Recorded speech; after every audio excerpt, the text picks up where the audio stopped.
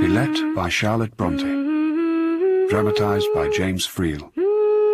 With Catherine McCormack as Lucy Snowe, James Laurenson as Paul Emanuel, Joseph Fiennes as Graham Bretton, and Harriet Walter as Madame Beck. Part 1. Lucy Snowe. When I was a girl, my godmother invited me to Bretton, and well I liked the visit. Who is she, Mother? What is she? She's so quiet, she seems hardly anything at all. Her name is Lucy Snowe. Leave her be, for she is a troubled child. Bretton was then a clean and ancient town, and my godmother's house high and handsome. Well, I remember there were large, peaceful rooms, no colour except that of white or green. Clear, wide windows, dark, shining glass. So quiet, so clean. These things pleased me well. Time flows smoothly here. If I can be good, be quiet, and thought of no account, perhaps I will find refuge here. I was a girl who longed for peace, you see, for shelter from the storm. Mother, a letter! Shush, you young scoundrel. Let me see it. Oh. Oh, dear. It is from home.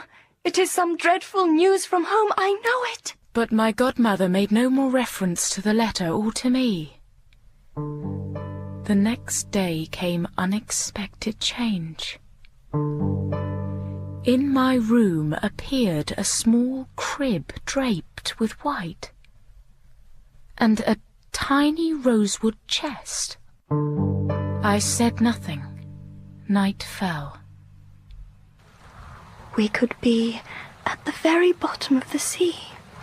Mermaids might call on us. And perhaps that night one did so. Is that the child? The manservant stood before us, soaked through by the storm, a shawled bundle in his arms.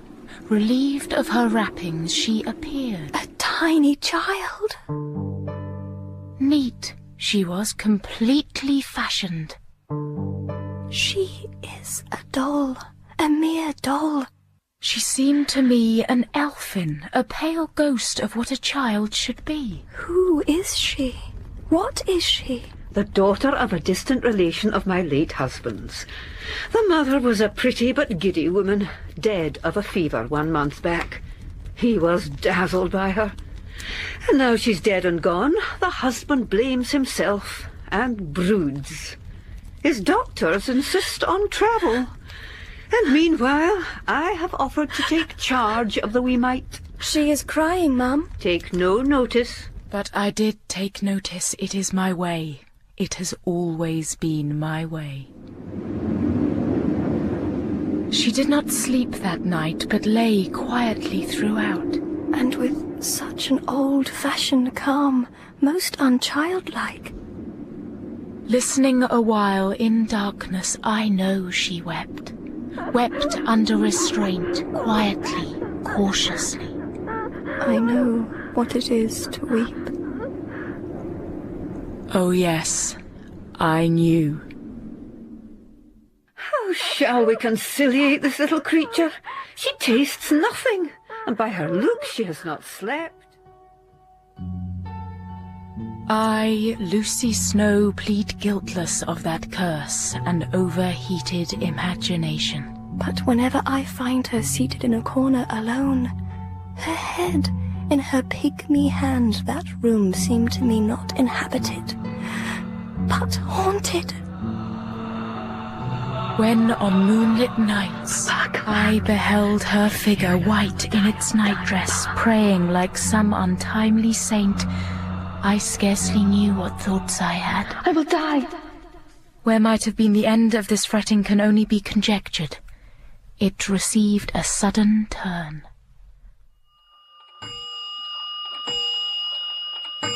Graham Bretton, my godmother's son, returned from school a handsome, faithless-looking boy of 16. This is Polly. Your slave, John Graham Bretton. How do you do? I am in fair health. I hope, madam, I see you well.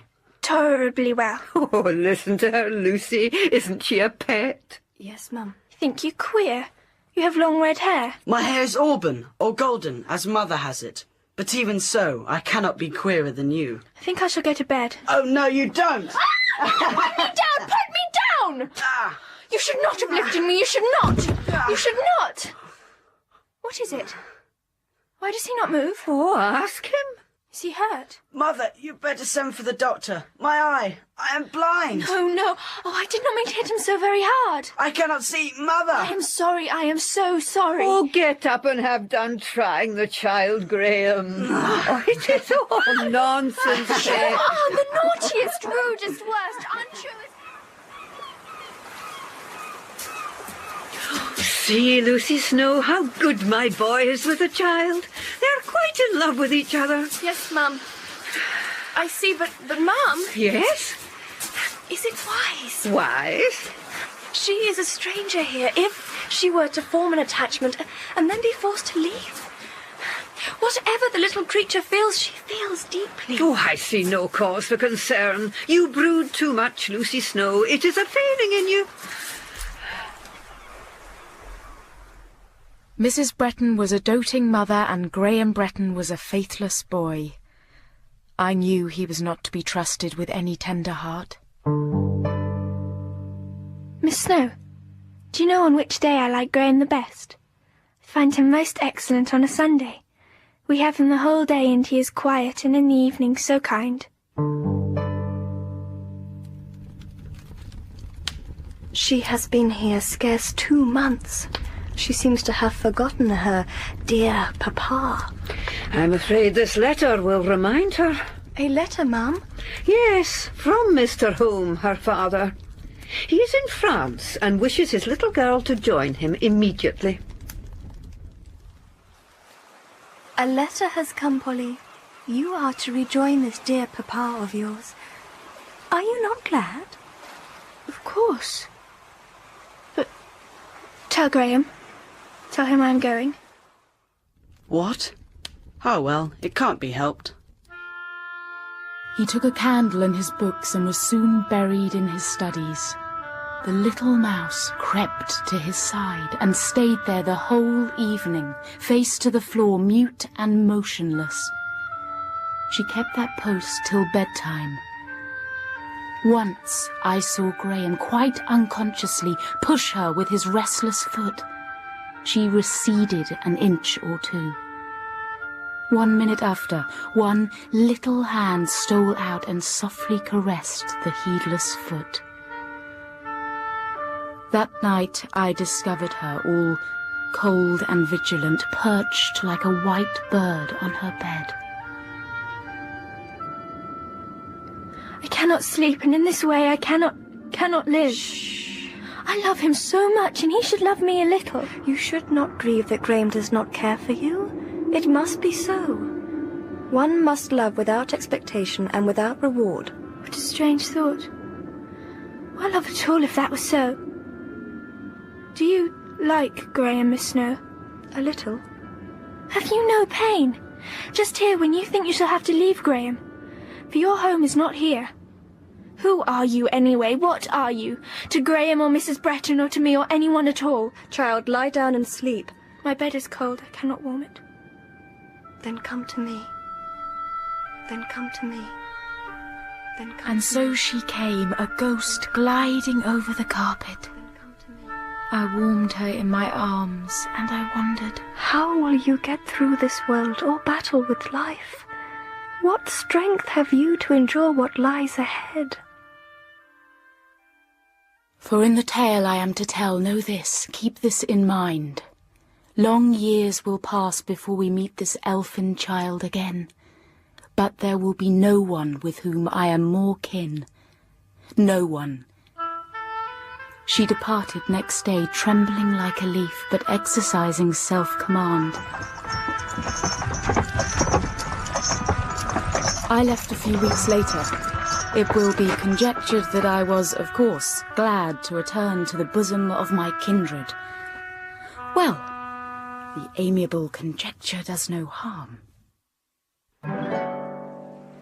Picture me, then, for the next 8 years as a bark slumbering through halcyon weather in a harbour still as glass. However, I must have fallen overboard. Or there must have been a wreck at last. I too well remember a time of cold, of danger, of contention. There was a storm, and not for one day, but for many days and many nights. To this hour, when I have the nightmare, it repeats the rush and saltness of briny waves in my throat, the icy pressure in my lungs.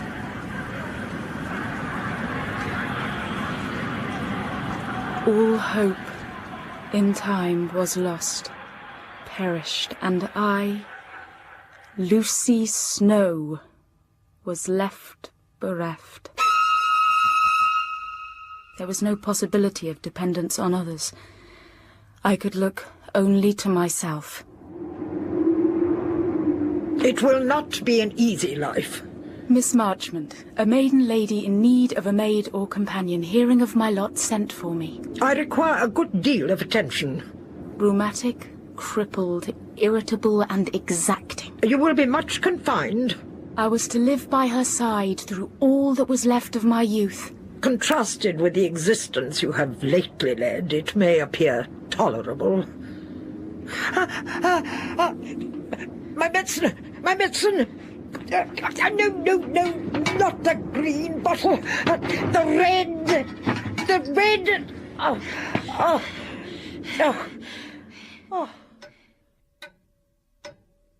Two hot, close rooms became my world.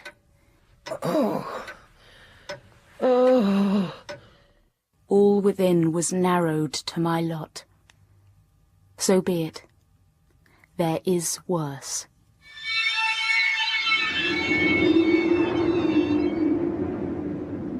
One February night I had put Miss Marchmont to bed. All day the wind had wailed. As night deepened, it took on a new tone, an accent keen, almost articulate. At midnight, the storm fell to a dead calm. The air changed, became charged, electric.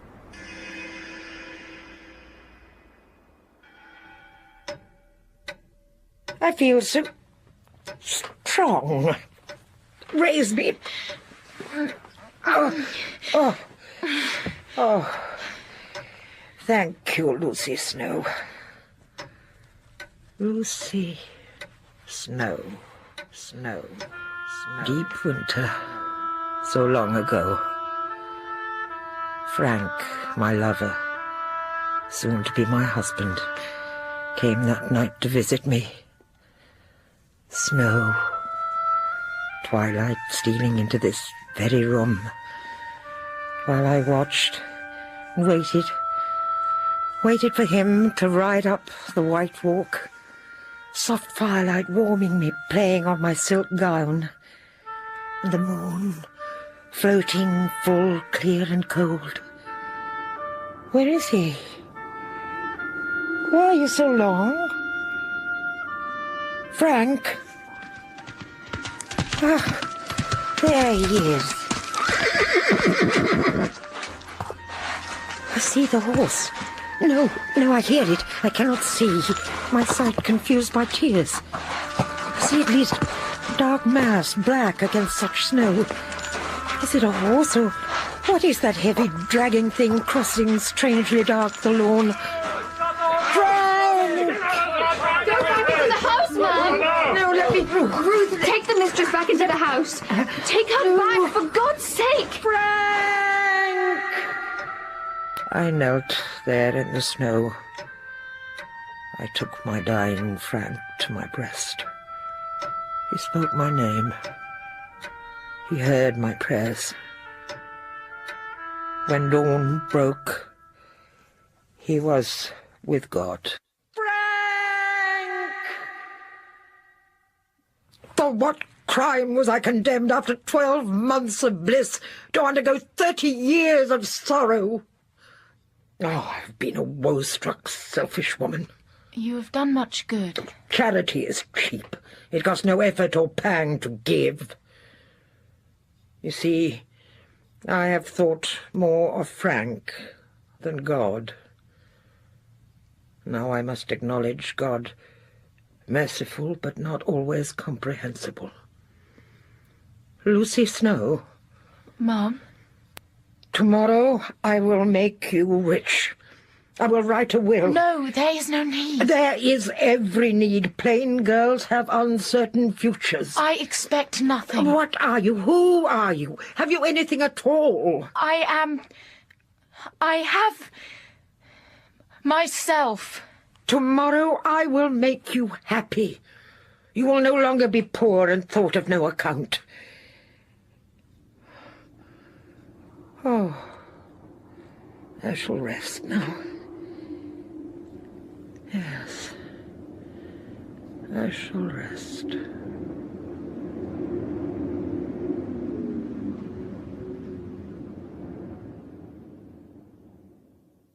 In the morning I found her dead, and I was once more alone.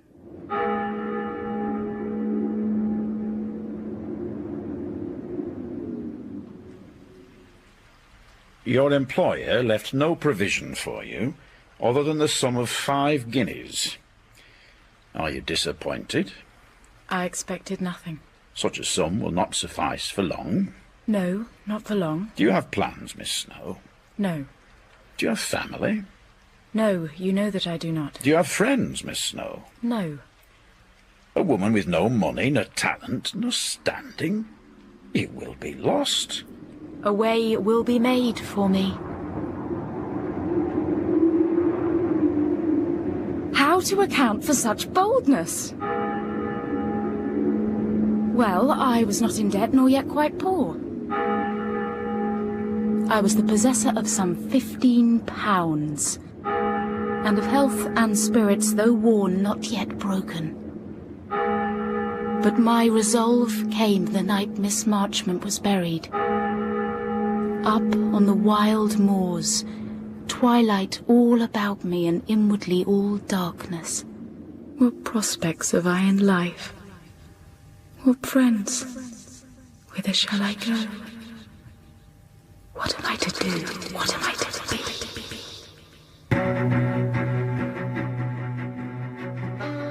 And there, that night in the north, a moving mystery. The aurora borealis filled the sky, and some new power it seemed to bring, filling me to the very brim, and a bold thought slipped into my mind.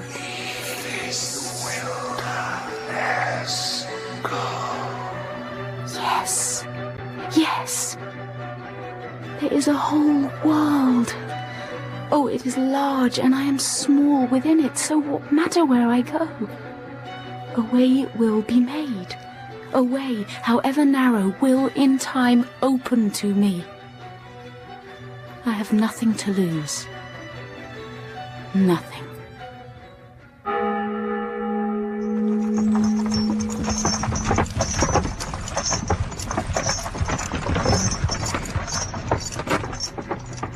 The solicitor says that English women are needed by foreign families.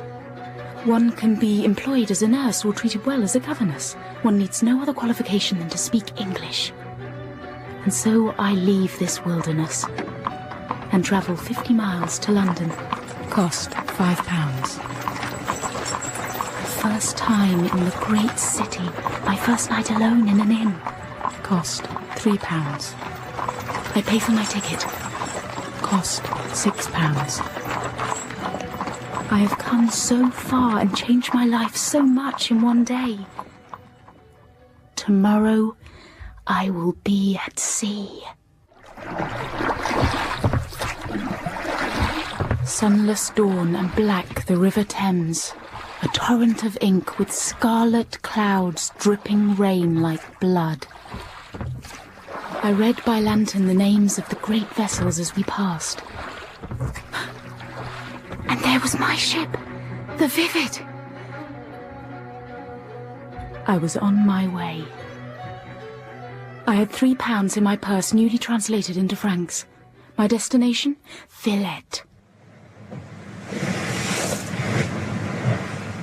I stayed on deck the longest time, my fellow passengers long gone 'tween decks, but I, who so longed to see the sea again, watched it like an old friend as it turned in its mighty restless sleep. Are you fond of a sea voyage? I have never made one before. I envy you the novelty. I am quite blasé about the sea. You are rather young to be blasé about anything. And to be travelling alone. I am 17, and I am never alone for long. Where are you going? I have not the least idea. I am going to school. Oh, the number of foreign schools I have been at in my life, and I am quite the ignoramus. I know nothing. Nothing in the world. But I dance divinely, and know French and German to speak, but not to read or write. Ginevra Fanshawe, how do you do? I am Miss Lucy Snowe. Is your school a good one? Madame Beck's? Horrid. They speak French tout le temps. You were laughing at me? No, no, I am smiling at my own thoughts. What are they? Oh, do tell me where you're going. Where fate may lead me. My business is to earn my living where I can find it. Earn? Are you poor? How unpleasant. Are you clever? No. Can you play? Sing? Speak 3 or 4 languages? By no means. Still, I think you're clever. Plain women often are. You should come to Madame Beck's. She wants an English gouvernante or maid or some such thing. Or did a month ago. She's a monster, you know, but you'll be fine. Don't use my name. Elle me deteste. I shall be seasick now. Oh, can I be of some assistance? Pas du tout. I'm always sick at this point in the journey and feel better for it. La mer, c'est une grande nuit. N'est-ce pas? I remained on deck alone, tranquil, happy.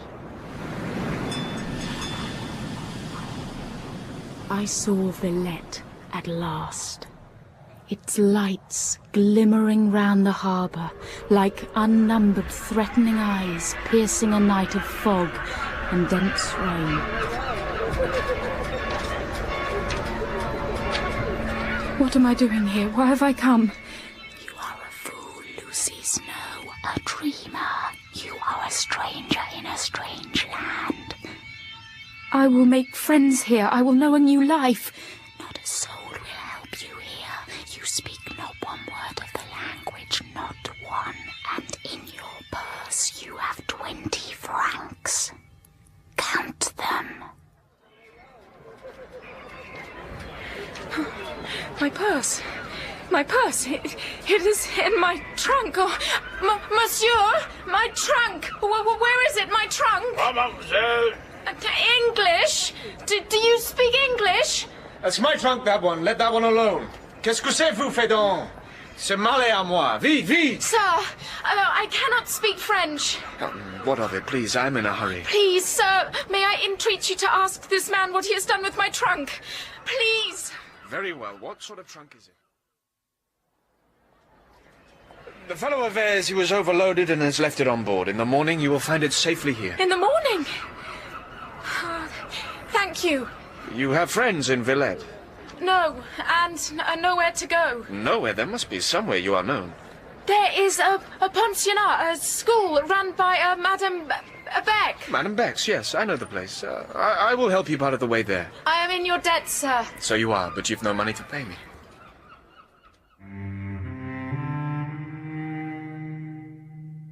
He turned more fully to the light. I saw his face, saw that he was young, distinguished, handsome, and also that I, Lucy Snowe, could have no further claim on such a one as he. Your shortest way will be to follow the boulevard and cross the park, but it is too late and too dark for a woman to cross it alone. I will step with you thus far.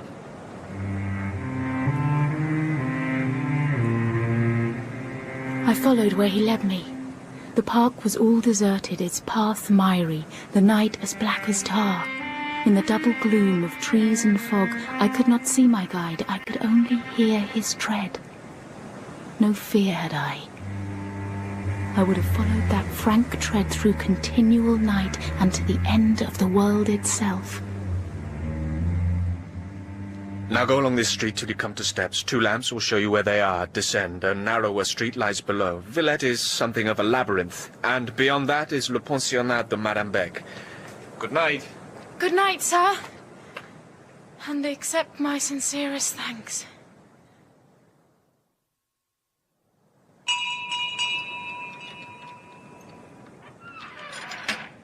May I see Madame Beck?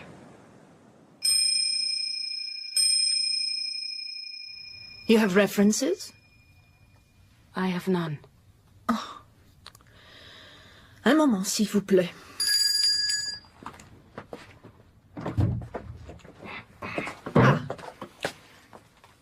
Monsieur Paul. Madame? Mon cousin, I want your opinion. I have long known of your interest in the art of physiognomy. Use it for me now. Read that woman's countenance for me. Yeah. And this small, dark, angry man stood over me. I could but submit. His fingers stole over my face, felt in turn each feature. A veil would be no veil to him. I felt penetrated to the core. I have read it. And what did he tell you? Many things. Bad or good? Of each kind, without doubt. May one trust her? You know Les? A Protestant. Je les déteste. Do you need her? I need someone. Then engage her. Bonsoir, madame. Bonsoir, Paul. Well, Miss Snowe, bienvenue à Villette. I had been told that Madame Beck had 3 children, girls. I would see them in the morning, I supposed, and my duties would be described. That night she led me through the school, a dark and Gothic place. The hour was late, the corridors striped with moonlight. She led me down long passageways, up winding stairs, past many paintings and statues of particular piety and violence, and an oratory, a long, low, gloomy room where, life-size, a crucifix hung, pale and bleeding from the wall. The pensionnat was once a convent many years ago. You are not of the true faith, I know. Yet you may find our ways beguiling. I was led at last into an endless corridor of single white beds stretching out to a ghostly infinity. There she left me, and I sank, fully dressed, into the narrow cot provided. Yet I am a light sleeper, and in the dead of night awoke. All was hushed, but a white figure stood at the foot of my bed.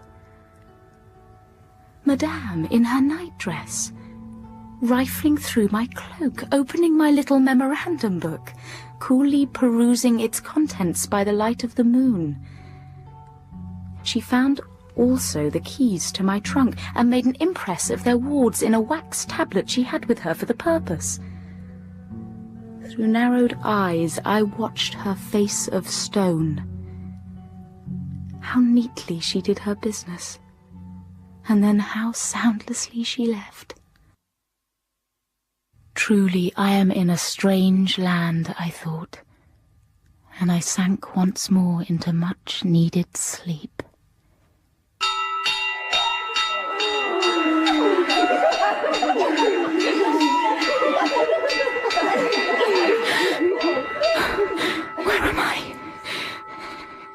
Miss Snowe, suivez-moi. I did not know you wanted a teacher. In England, you are a governess? No, madame, you are mistaken. I thought you might have need of a bonne, a children's maid. Pas du tout. The English master was no good. He has failed to come upon his hour. The pupils are waiting en classe. You will not object to giving a short dictation? En classe, madame. No, I am unable. I am not equipped. I have never stood in front of people and spoken. I have never been attended to by anyone. Are you telling me you are too weak? Servant or teacher, Miss Snowe?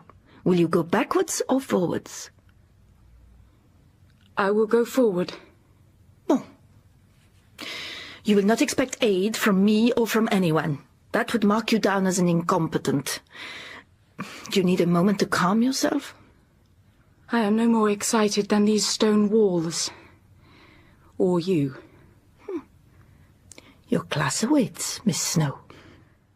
With great calm, I entered the classroom. Why, it's old Crusty, the odd little woman I met on the ship. Take out your books, mademoiselle. La dictée! Oh.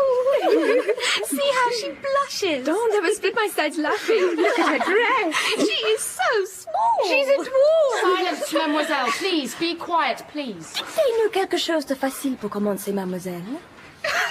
She doesn't understand French.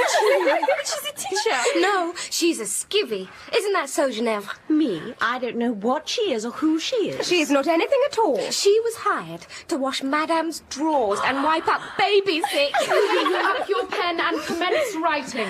We confess the follies of youth without a blush. Semicolon. Qu'est-ce que c'est un semicolon? I love semicolons. They're like little earrings, just like the ones my beloved Isidore has promised me. Oh, Isidore! Silence! Please, silence now! Did you say she was hired as a skivvy? I heard that this was so. This I cannot allow. I am Rosette de Melcy, une baronne de la Bassecoeur.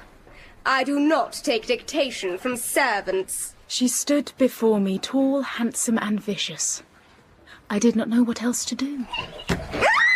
I hit her on the head with a heavy dictionary and bundled her into a cupboard behind the estrade. Alors, she has hit Rosette and locked her in the cupboard. Quick, someone tell Madame Beck. Well, I say leave her there and good on old Crusty. Now, mademoiselle, shall we begin again? Oui, mademoiselle. Bon. En avant. Bravo, Miss Snowe. I watched your performance through a crack in the door. You were timid, modest, yes, but I see in you another quality. Of steel. Yes, of cold-drawn steel. You shall do well here. And so I progressed. A way had been made. I had begun with nothing, a nobody, and now... Bonjour la classe. Bonjour, Miss Snowe. I am Miss Snowe. Bien. Prenez vos livres de lecture. I am a teacher. Anglais ou français, Miss Snowe? Anglais, s'il vous plaît, Mimi. I am something, after all. Dear Miss Snowe, I want you to know that it was not I who spread that vicious rumour of how you came here looking for work as a skivvy. Miss Fanshawe, I am very busy. But not too busy to talk to me. Have I not told you about my beloved Isidore? You have witted on at length about some poor soul you have in your thrall, and failed to interest me in the least. As to gossip and illicit romance, I am deaf and immune. I want none of it, and frankly, I want none of you. Why, Crusty, you passionate little mole of a woman. I like you better than anyone in the world, except my Isidore, and Colonel de Halmau. And a gentleman I saw last year who told me that I was the prettiest girl in the world that he'd ever seen. I speak not, I trace not, I breathe not thy name. There is grief in the sound, there is guilt in the fame. No, no, no. Écoutez. I speak not, I trace not, I breathe not thy name. There is grief in the sound, there is guilt in the fame. But the tear which now burns on my cheeks may impart the deep thoughts that dwell in that silence of heart. It is the rhythm, the stress that conveys the emotion, like a heart beating. Beating. The form and the metre restrain the poet, but he still transcends them. The emotion is all the more powerful for it being contained. But if he feels love, Miss Snow, the world should know it. Why restrain himself? Perhaps he's English. Is he English, mademoiselle? The language alerts us to that fact, Rosette. Encore une fois. I speak not, I trace not, I breathe not thy name. There is grief in the sound. I have marked your essays on Peter the Hermit. They are singularly lacking in sympathy, imagination, and grammar. When a verb is both transitive and intransitive, it is often difficult to decide whether the past participle is active or passive. Will this get me a husband, Miss Snow? No, Yvette, but it might allow you to talk intelligently to him when you do. Mon amour, mon cœur, songe à la douceur. The work was hard, the hours were long. The language was a trial to me, but deep into the night I would study to gain mastery of it and of myself.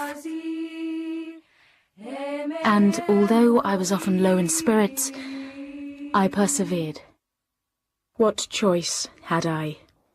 Miss Snow, I never pass by one of your lessons without admiring your skills. The other teachers are a trial to me. Except, of course, Monsieur Paul. I lived somewhat in fear of that dark little man, Monsieur Paul. So ugly, thwart, puffed up with pettiness, tyrannous and proud. But at his best, a fine and inspirational master. I heard your class today, monsieur. You spy on me? Oh, by no means. I wished only to learn.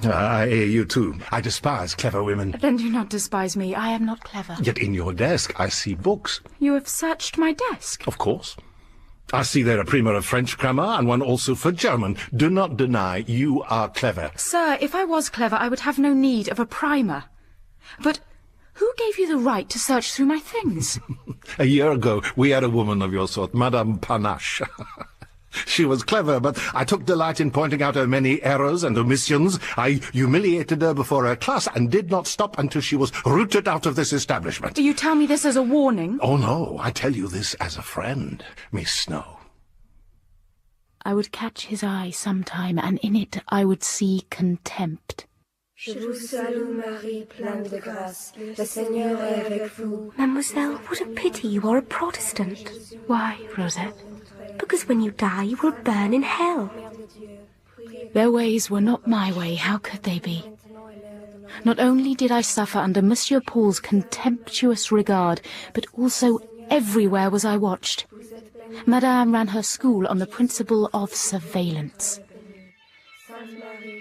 And then there was their God, the sleepless eye, the weird detective gaze of their Christ on his cross.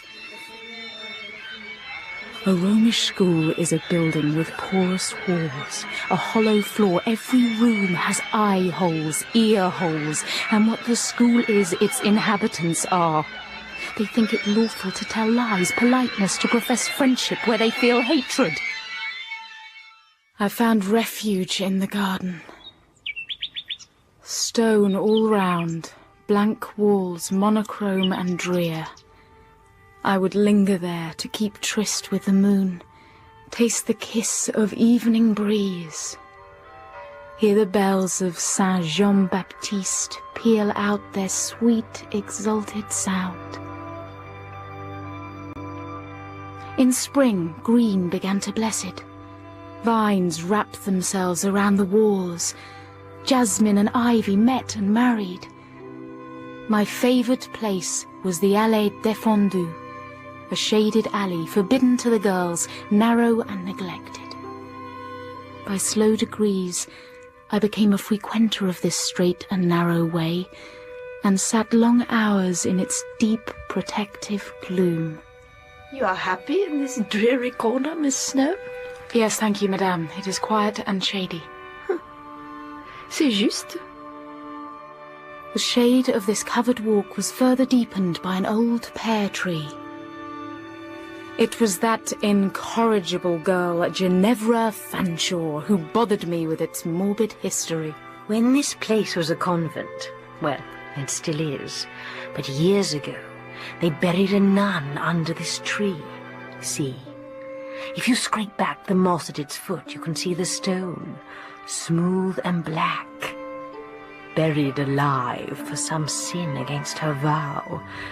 They say she walks at night, moaning and unfulfilled. A likely story. But a wonderful one, n'est-ce pas? One evening, my classwork done, I was on my way to the Allée Défendue, when I was met by Madame and a man not quite a stranger to me. Ah, Miss Lucy, I would like to introduce a compatriot of yours, Dr. John, as we call him. How do you do? It was him! The man who had helped me in the rain my very first night in Villette. Miss Snowe is one of my most trusted teachers. I'm glad to hear it. He does not know me. And he has cause to know me. Is someone ill, or one of the children a pupil? The cook. It does not signify. Excuse me, I must be elsewhere. Excuse me, please. I hurried away from them. I ran to my refuge, the deep, dark comfort of the Allée Défendue. You fool. You fool. What must he think of me? I should have said, a compatriot. From where in Britain do you hail? How long have you been in Villette? No. I should have said... What should you have said? I should have said, remember me? He did not remember you. That night, in the rain, how you found me. Why should he remember you? I do not exist for him. And why should you? You are nothing. Nothing. You are yourself alone.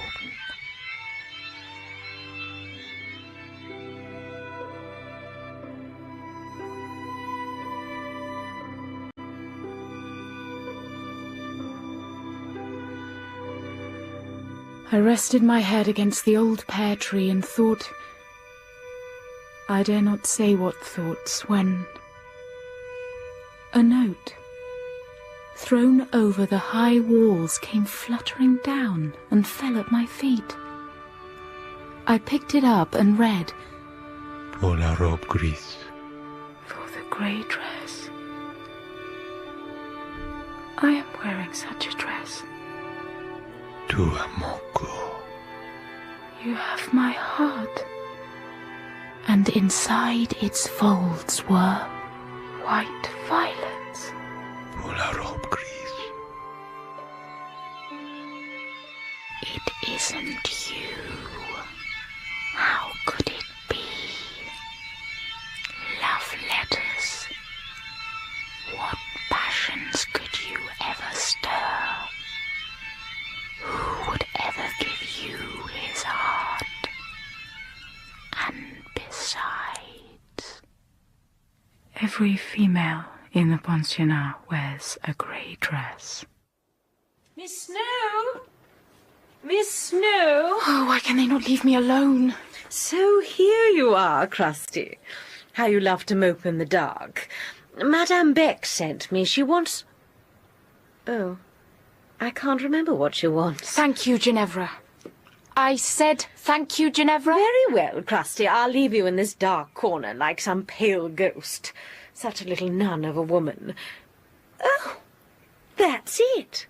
You are the ghost of the nun who haunts this dreary place. Leave me, Ginevra Fanshawe. You are a rude and senseless girl, and I will have none of you. You know you adore me. But I shall leave you. See if I care.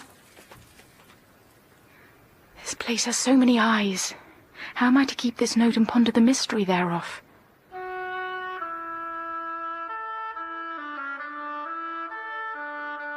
I hid it in the hollow of the old pear tree, packed it with leaves and moss, and every day, whenever I passed it, it was as if the tree itself had a mouth stopped tight to prevent it from announcing its secret to the world.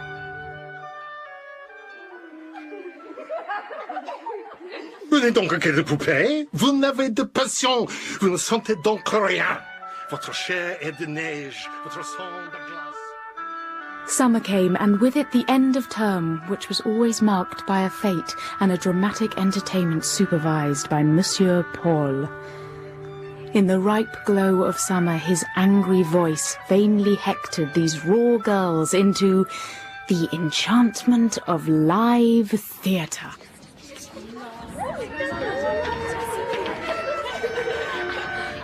On the day of the fete itself, the girls wore their hair shelled and dressed in silvery clouds of white gauze and muslin. I moved among them, anonymous in my customary grey. How do I look, Miss Snowe? As usual, je never fancy you're preposterously vain. You do not think so in your heart? No, for in my heart you have not the outline of a place. I only occasionally turn you over in my brain. I am pretty. You can't deny that. Now you, poor soul, are nobody's daughter. You can't call yourself young. You have no beauty. As to admirers, no living heart will ever break for you. Isn't it all true? True and shrewd. Still, I would not give 6 pence to purchase you. Do you have 6 pence? Do you like my corsage? White violets. A present from Isidore. This Isidore you mention from time to time? Yes. Your secret admirer. Tell me, does he leave notes for you? You won't tell, will you? Not if you will tell me his true name. It is the doctor. The doctor? Dr. John? But he has become such a bore. Love notes and dead flowers. Why not a hat or a brooch? Something a girl could use. Colonel de Halmal sends me all sorts of things. You have no honour. To take gifts from any man, to flirt with two at the same time is wrong. Yes, but it is fun. And the good doctor is aware a bore. No, truly he is. He thinks me perfect, and I am, when we meet. But it tires me to be goody-in. Besides, de Halmal suits me better. Is he a good man? I wouldn't have thought so. There she is, Miss Snowe. I know you are English and so thoroughly prudish, but you must take a part. In the play? Oh, Krusty, what fun! Louise van der Kerkhoff is ill, or so a ridiculous mother has said. So you know her lines? I did help her learn. I say, play you must. Oh, Monsieur Paul, you are too hard. I One cannot... ought to be hard with you. Play you must, I say. I am unable. Leave us. I read your face the night you came. I know you. Others see you pass and think that a colourless ghost has gone by, but I watch you. You know I watch you. I apply to an Englishwoman to rescue me. What is her answer? Oui or no? Oui. Vite! À l'ouvrage! À bas la timidité!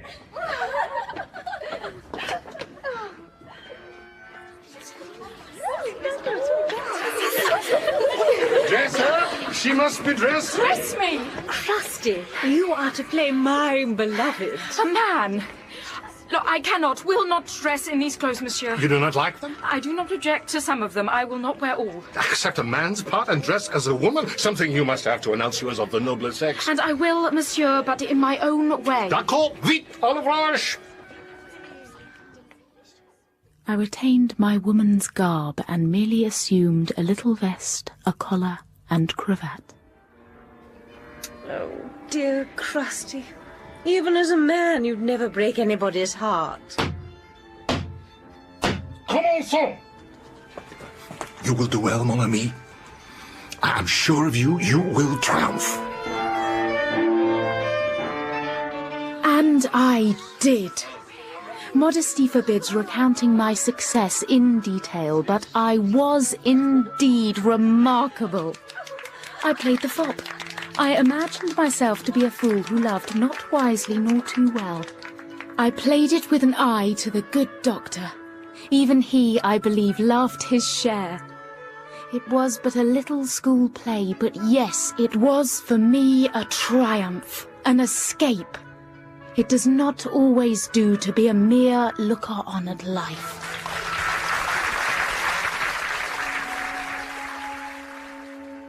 The curtain down, I returned to being myself, a grey shadow at the corner of a ballroom, thronged with those fortunate to have others with whom to dance.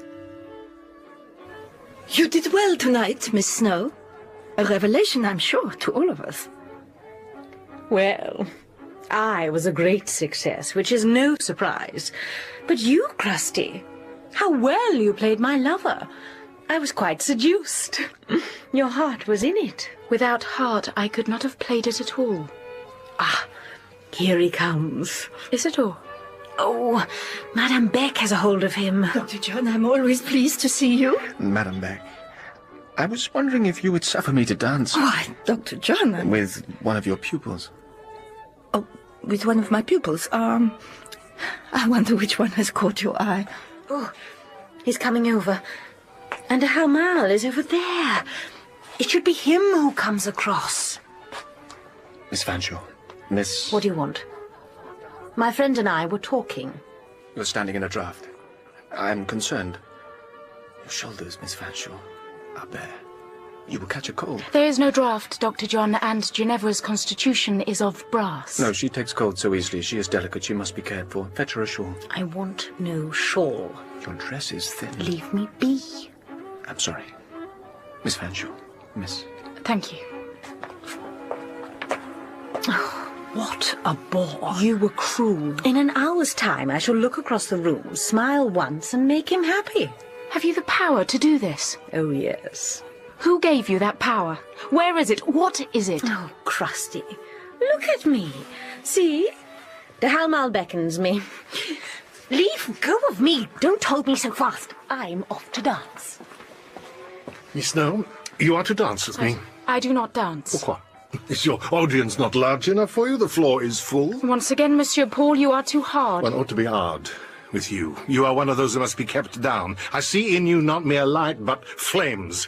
I must avert my eyes, or you will blind me. Cruel, ugly man, cruel, thwart, unfeeling man to mock me so. You fear me because I know you, Miss Snow. I know who you are. I know what you are. You know nothing about me. Nothing. I turned from him and fled across the dance floor, past Ginevra Fanshawe, twirled about in the arms of that doll, de Hamal, and out. Outside into the air. The cool night air and the deep, dark cave of the Allée Défendue. I leaned my head against the old pear tree. You will never break anybody's heart, but yours will break and break and break. True. You have diagnosed my case exactly. Dr. John, I did not see you there. It was so dark. You do not know me at all, but it seems you know me well. Sir? I have long wanted to talk to you. To me, sir? You know Miss Fanshawe, Miss Ginevra Fanshawe. Yes. She speaks with you. From time to time. Oh, how I envy you. Does not your heart yearn towards her when she pours into your ear her pure, childlike confidences? No. Every woman older than herself must feel for such a simple, innocent, girlish fairy. Who can know her without loving her? Your beautiful friend is the very beat of my heart. But in respect of de Hamal, she is under an illusion. I know his character, and he is not worthy of her. My beautiful young friend ought to know that, ought to know and feel who is worthy of her. Are you not a little severe? Severe? Excuse me, let me change the theme. This de Hamal, is he not godlike? He is an unutterable puppy. So refined and handsome. Why, every man must feel for him a sort of admiring affection. An unprincipled, gambling jackanapes. Why, with one hand I could lift him by the waistband and lay him low in the kennel. Are you not a little severe? Look at him. Even here in the dark, how his golden hair beats out a hollow in the gloom. Yet his eye is melancholy. That he should brood over pain, and pain from such a cause. My case is a hopeless one, I fear. Be cheerful, Dr. John. Who should hope if not you? Hope? You can have no idea what it is to love without hope. To know the person for whom you would gladly die cares not a fig for you. You do not even exist. Oh, sir, indeed. What could I know of such things? We parted then, and I returned to the house-grown chill. So ended my first year in Villette. see what I had become, and see how I was soon to fall. Fall terribly. Fall so low I thought I would never rise again.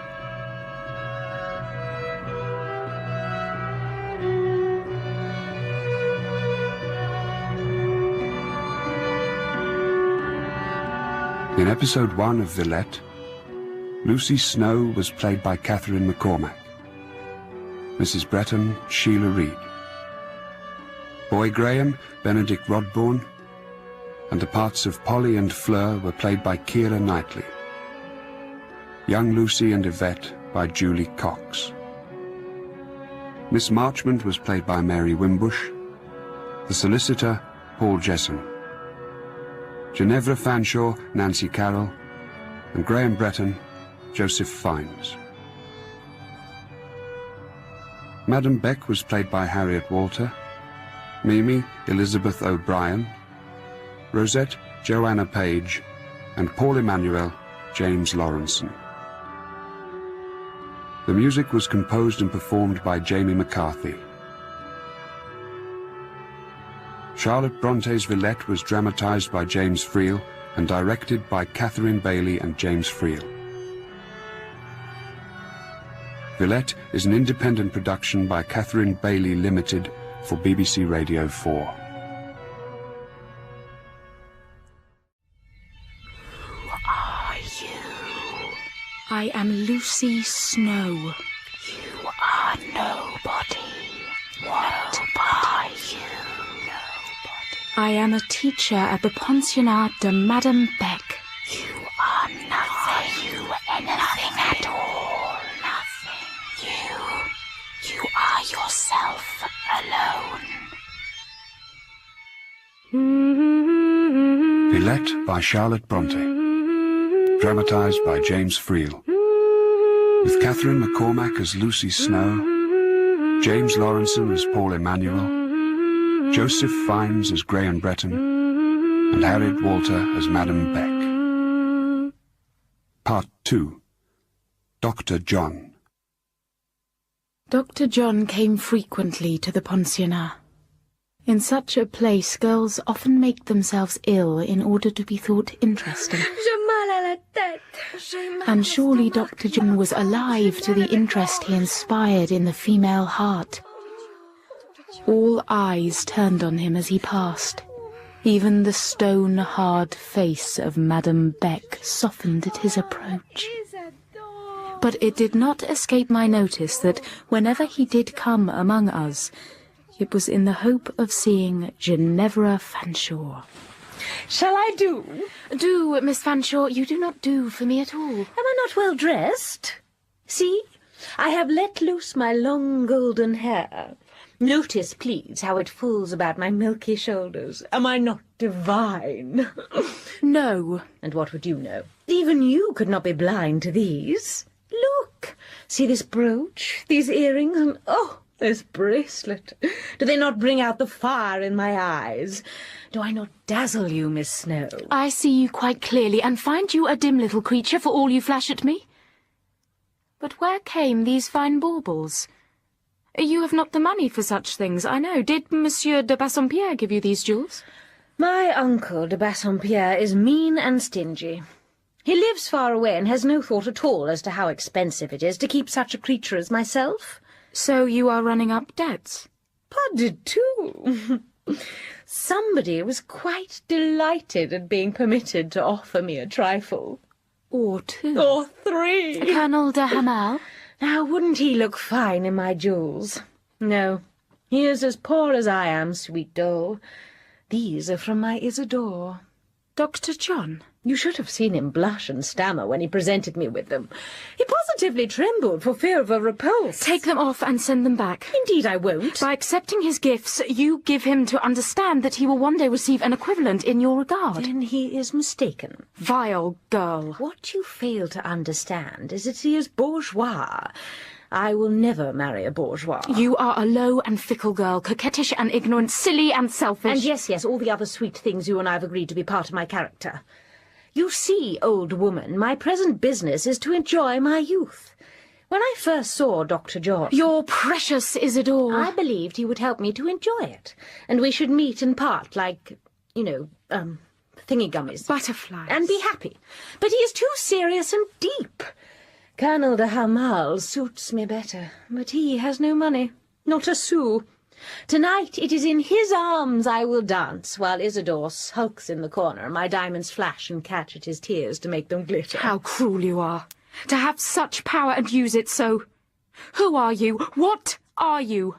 I want to know how I can see you plain, and all others are so dazzled. Crusty, sweetheart, there's another rip in my green silk. Would you mend it for me again? You sew so sweetly. What was that? Oh, Miss Snow, come quick. The thiefin has fallen. She was playing on the staircase and the banister gave way. Oh, the poor child. Fetch her mother immediately. I am here. What has occurred? Oh, madame. Be quiet. Miss Lucy, what has occurred? Oh, your daughter has fallen. Madame Beck, votre fille est morte. Nonsense, she's not dead. No, she is just stunned rather. See, she recovers. I think her arm may be broken. Take her to my room. I will go in a carriage for the doctor. For Dr. John, madame? For Dr. John, of course. The arm is dislocated, madame. It is the work of a moment to set it right, but I need a strong, calm hand to assist me. Miss Lucy, is it? Would you hold the child down? Firmly. Yes, of course. No, I said firmly. I'm going to twist the arm back into its socket. She will struggle, but you must hold her down firmly. Do you understand? Yes, Doctor. I will do it. Miss Lucy trembles so. Yes, that might be best, madame. Hold. Voila! Excellent, madame. How cold she is and strong. But see how she warms under his compliment. She is charmed by him. And who would not be? How fine he looks this evening, and how tall he stands amongst us little women. His hair, it is golden. Mademoiselle? Mademoiselle? Pardon, madame. You are lost in contemplation of this handsome doctor, Miss Lucy. No. I'm not vain enough to fancy that it is my merits which attract her attention. It must be some defect. Dare I ask what? No, forgive me, I was not... How can I tell him why I gaze at him? How can he ever know? I was concerned for the child. She will be well enough now. Dr. John is an excellent doctor. Your manner is so calm. Let us sleep the pain away. A little sugar and water when she requests it, perhaps. But she must keep the arm still. I will call again. The child becalmed and bandaged, Dr. John left, and Madame Beck and I were alone. I saw her sink into her chair, and all that had been animated in her face vanished now that he had gone. This Dr. John is a very handsome man, is he not? Yes, madame. And unmarried? I believe he is, madame. So intelligent a man would want more than some jeune fille. I could not say. Intelligent, ambitious, and handsome. You agree he is handsome? He has the glow of youth upon him. Of youth, you say? Yes. He is young. I believe he is but 24. 24? Yeah. That is young. Yes, madame. That is young. The bell for evening prayers. I must go. I will stay with the child. Yes. Thank you. Yes. By the door, a dressing table with a glass reflected her image. I saw her pause and consider it. One single white hair streaked her black tresses. She plucked it out, without a shudder. Weep no more, woeful shepherds, weep no more. For Lycidas, your sorrow is not dead. Why is this noise, this cacophony, this yak, yo, my ears bleed to hear it. It is Milton's Lycidas. Milton, it is an abomination. May all the saints weep blood to hear his ugly words in this hallowed place. I do not understand your objection, monsieur. Tell it me. I cannot allow it. Il est protestant. He is a poet, sir, and one of the finest in our language. Are there poets for you to teach in this language of pagans? Sir, there are many. Sidney, Wyatt, Byron, Pope. Evans, every one of them. I will not allow it. I will not. Very well, sir. Put down your books, mademoiselle. What? We shall do no more English in this classroom. Does that please you? Yes. It will not please the examiners, of course. All students must show proficiency in English if they are to attain high grade. I see your game, Miss Snow. Very well. Continue with your ugly language. Let these poor girls grind their tongues and mince and mash them between their teeth. Thank you, monsieur. But no, Milton, this I will not allow. Sir, who is responsible for the teaching of English in this school, you or I? Impossible, woman! Impossible! Poursuivez la récitation. Rosette, s'il vous plaît. Oui, mademoiselle.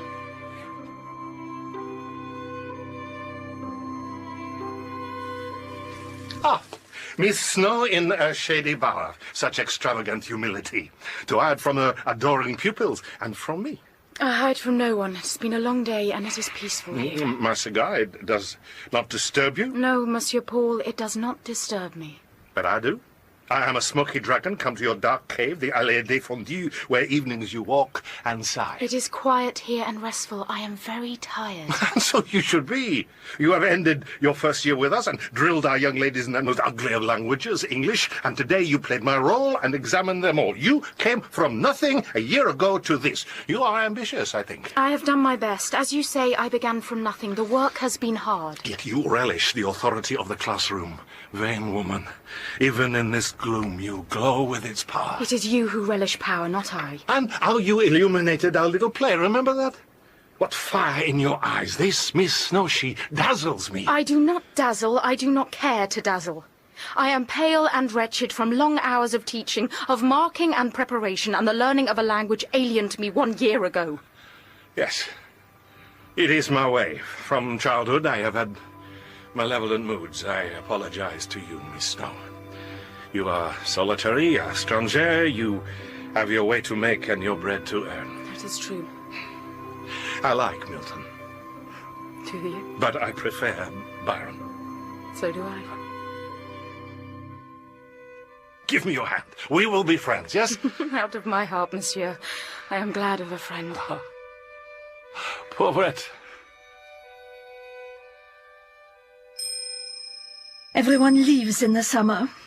In Villette it is too hot even to live. I am to go to Normandy, and Monsieur Paul will pilgrimage to Rome. And you, Miss Lucy? I have no plans. You have no family? You know that I do not. No friends? No. Nowhere to go at all? No. You must stay here, of course, with Marie-Louise. She's a cretin. She will remain here a week. Perhaps 3. An aunt is meant to collect her. And now began the long vacation. My heart almost died within me. I hardly knew how I was to live to the end. My spirits had been gradually sinking. Now that the prop of employment had been withdrawn, they went down fast. The first month was long, black, heavy. The cretin was not a happy creature. Hour upon hour she hummed and rocked, distorting her features with a wild grimacing. Eat! You must eat, or I will have to feed you myself. Such a mess! It sickens me. Must I clean you too? I could not leave her 1 minute alone. Shh! Be still. Be still. What is it you want from me? What is it you want? Shh, that's right. Sleep. Sleep. Why won't you sleep? Please, please, just sleep. Quiet. Quiet, please. What do you want? What can I do for you? You are driving me mad. I am all alone. What do you want from me? Oh, help me, please. Oh, God, help me. Please send me strength, sweet Jesus, please. Send me strength. Oh, please. Some must suffer deeply while they live, and of that number I am one. The aunt of the cretin came one day and took away my strange companion, and I was once again alone. I gave up food. I had no inclination. I wandered day long through the parched, abandoned gardens and then out into the Rue Fossette, through fields, beyond the cemeteries, to little lanes and woods I knew not where, through burning noon and arid afternoons and dusk in perfect solitude. Autumn came like death. I almost wished to be covered with earth and turf. I could no longer live in light. I took to bed and slept whole days away. I lay in a strange fever of nerves and blood. I drowned in a bottomless, boundless sea, and there I thought the well-loved dead, who loved me well in life, met me, alienated.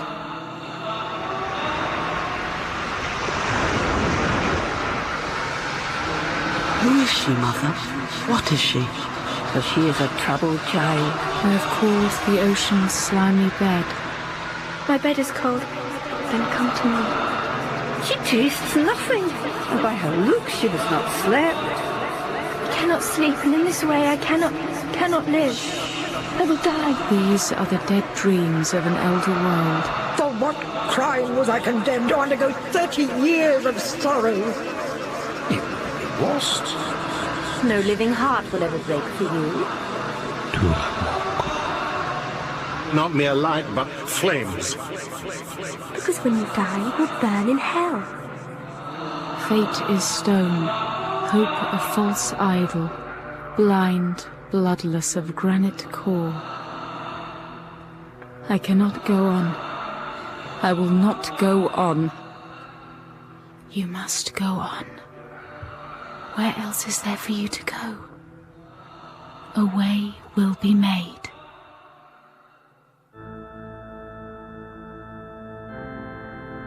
I stumbled through the twilight to a solemn church in the old quarter of Villette, a holy place purpled by light shed through stained glass. A confessional booth. Oui, ma fille. Mon père. J'attends. Mon père. Je suis une Protestant. Then why have you come to me? I am perishing for one word of comfort. I feel such a pressure of affliction on my mind, and I can no longer endure its weight. Is this some sin or crime? Oh, mon père, je suis si triste, si folle. And I poured out my portion of long-accumulating, long-pent-up pain. And in the telling of my woe, I found such solace. My poor child, perhaps these impressions are messengers from God. Father? Are you sure you are not called to a vocation? A vocation? I have known daughters of Christ who have suffered as you have suffered. Good father, you are mistaken. Protestantism is too dry and cold for you, I think. You burn with faith. I must go. What madness has driven me You were made for our faith. You know it too. God is calling you, and his voice is sweet and low. This is not what I want. You are ill. Come to my house. We will speak further on this. No, I cannot. Thank you. I cannot. I must go. Stay, my child. I will bring you to God. I must go on. I must go on. I must.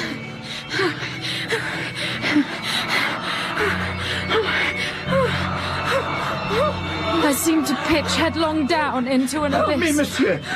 This woman is sick. All was red. I swam as if in blood, then lay, enthralled in the thick-ribbed regions of ice.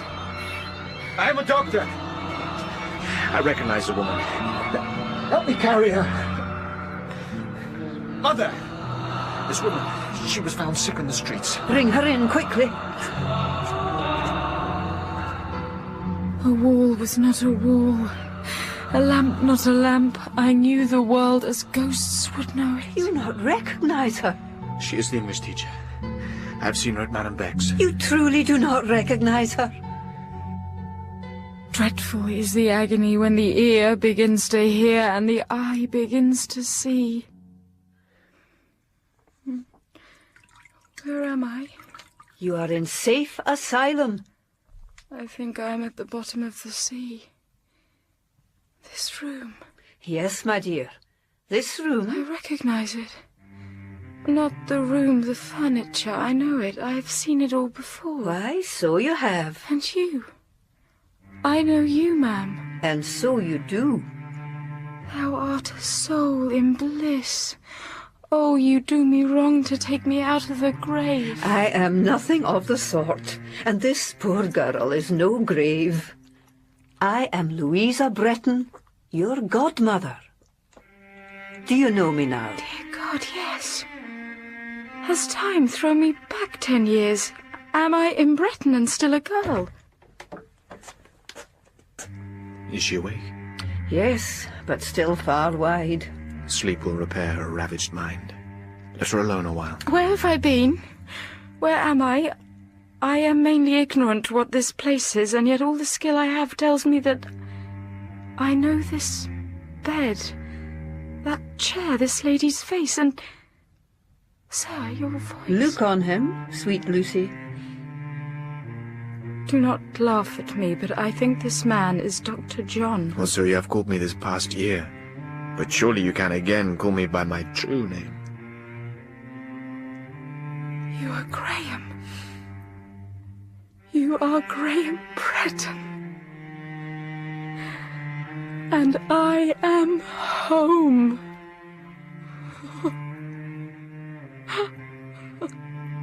It was so. Dr. John was Graham Bretton, grown tall and true. I had always known this.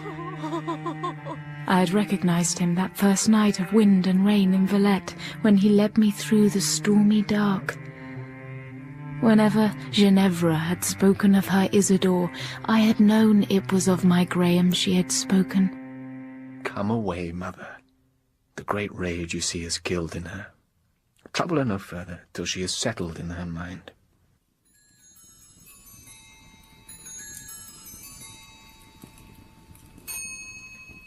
Lucy, why did you not make yourself known to me? In quarters where we cannot be rightly known, we take pleasure, I think, in being consummately ignored. A morbid pleasure. Mother, you might have cleared yourself on the spot, but would not. Why? I was not in the habit of speaking to you. I never have been.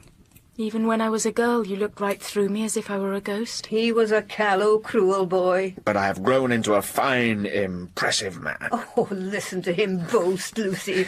He always had such a grand opinion of himself, did he not? It is true, Lucy. He is the most popular doctor in Villette. All that we lost is found, thanks to him. It is a fine house. It is a chateau.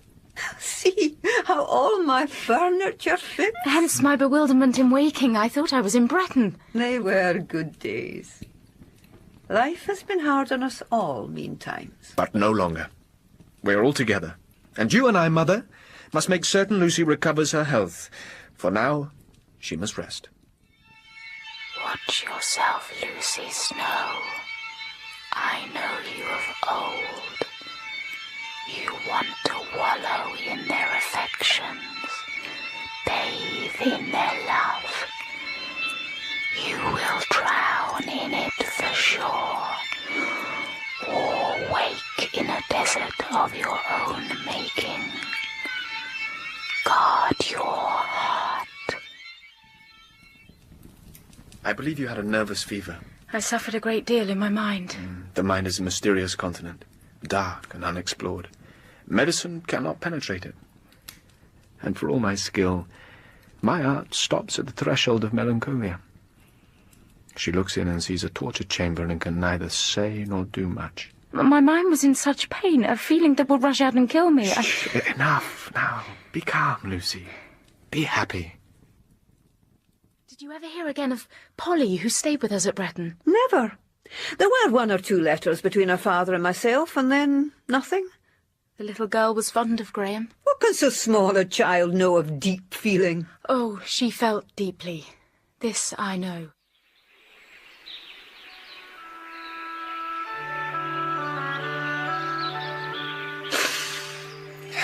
This air should do you good. You have quite blossomed these past 3 weeks. Then it is thanks to your care and to your mother. Isn't she wonderful? Yes. If I could find a wife to match her. His mother occupied his heart with unquestioned majesty. Could there be room for a usurper? Could he find a place for another? Lucy. Yes? I was wondering. Yes? I wanted to ask you if... Ask me, I will answer. Your friend is travelling, I hear. My friend? Ginevra, Miss Fanshawe? Oh. She's accompanying the Chumleys on a tour through the south of France. Do you and she correspond? No. What a privilege that would be. Her handwriting must be pretty, light, ladylike, I think. Could you name any point in which she is deficient? Her choice of friends, perhaps. The Chumleys are showy people. That dull Colonel de Hamel is thick with them, I know. A wretched delusion. Dr. Bretton, there is no delusion like your own. Lucy. On all points but one do I esteem you. Name it. Where Miss Fanshawe is concerned, you merit no respect, nor have you mine. Come, Lucy. I know you have sent her notes, flowers, secrets, and expensive gifts. She did a favour in accepting them. She did more. In accepting them, she pledged that she would make you some return. And so she will. She will not pay you in affection. You do not understand her. She is too sweet, too good to so deceive. Dr. John, love is blind, and you are a fool to trust her with your heart. I do trust her. She is pure. And yet you do not boast of her to your mother. Would she approve of your choice? Why do you not put it to the test? Because I am not sure. No, nor can you be. If your mother knew how Miss Fanshawe treats you, then she would pronounce a judgment that would brand Ginevra as unworthy and unfit for you. All who love you would say as much. I fear I am an awkward fool, but Lucy, I adore her. Then you will love without reward. Forgive me. Forgive my hasty words, do please forgive me. I should not have spoken so. No, I value your honesty. There is no one in whom I have more faith. I more than forgive you. I think of you as my sincere well-wisher. Believe me, I am your sincere well-wisher.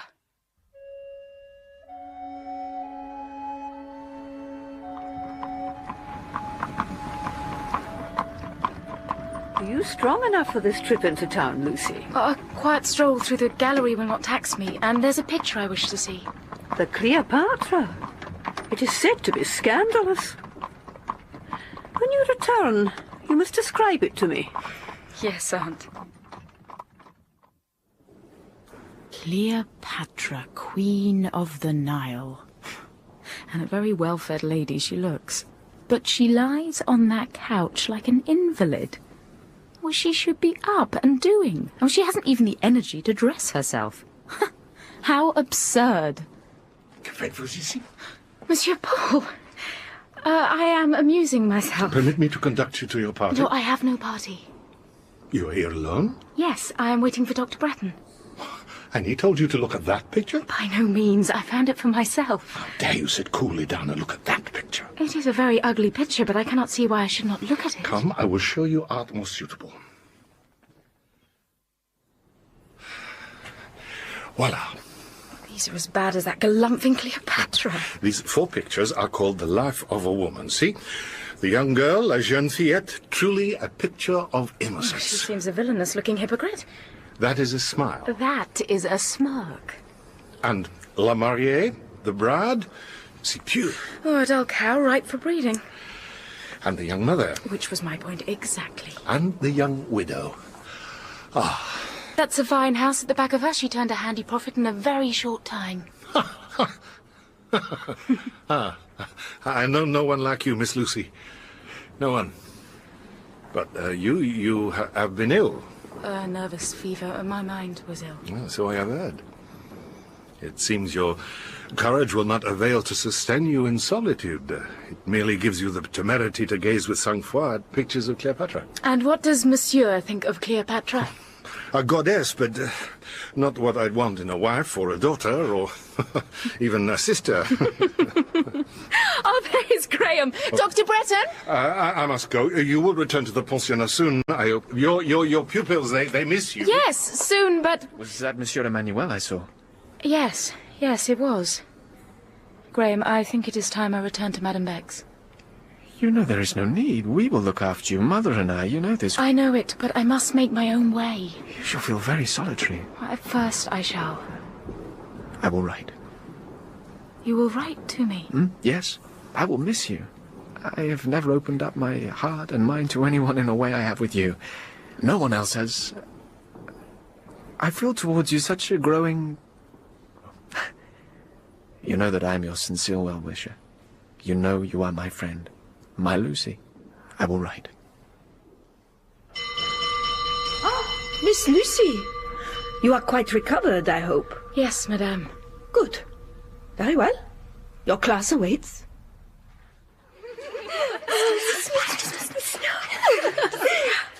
Bonjour, Miss Lucy. It is so nice to have you back, mademoiselle. Ginevra Fanshawe says you have been staying with Dr. John. Oh, Isidore. He may write, his nature is so kind. He will write one letter, no more. Pain, privation, penury stamp your language. But if I feel, may I never express? Never, never. There's a letter for you here, Krusty. Thank you, Miss Fanshawe. I recognise the handwriting. How was your stay with my Isidore? You look much improved. Isn't his mother a fright? And how she hangs about his neck. I mean, a boy should love his mother, but Mrs. Bretton is my godmother. Is she now? I thought you had no people, and were quite the nobody. Now I find you intimate with my Isidore, and related, after a fashion, to his whale of a mother. You are a crude and ignorant girl, Ginevra Fanshawe. Dear Krusty. Crabby as ever. How I've missed you. Are you free, Miss Lucy? I'm engaged in administrative affairs, and there is no one else I trust to take my geography lesson. I was going to... Yes, madame, of course. There was not a space in my day, not a hair's breadth for myself and my letter. After dinner, when the girls were all at prayer, I finally had time to read it. I mounted, noiseless, to the dormitory, but found the chiffoned figure of Ginevra Fanshawe supine on her bed, feigning a headache. I so wished to be alone when I read my letter that I mounted further and dived into the deep, black, cold garret. My dear friend, I should have written earlier. These 2 months have passed so quickly, have they not? Something in that vast garret sounded strangely. The light was dim, the room was long, but as I live, I saw, in the middle of that ghostly chamber, a figure, all black and narrow, its head bandaged and veiled in white. I saw the nun.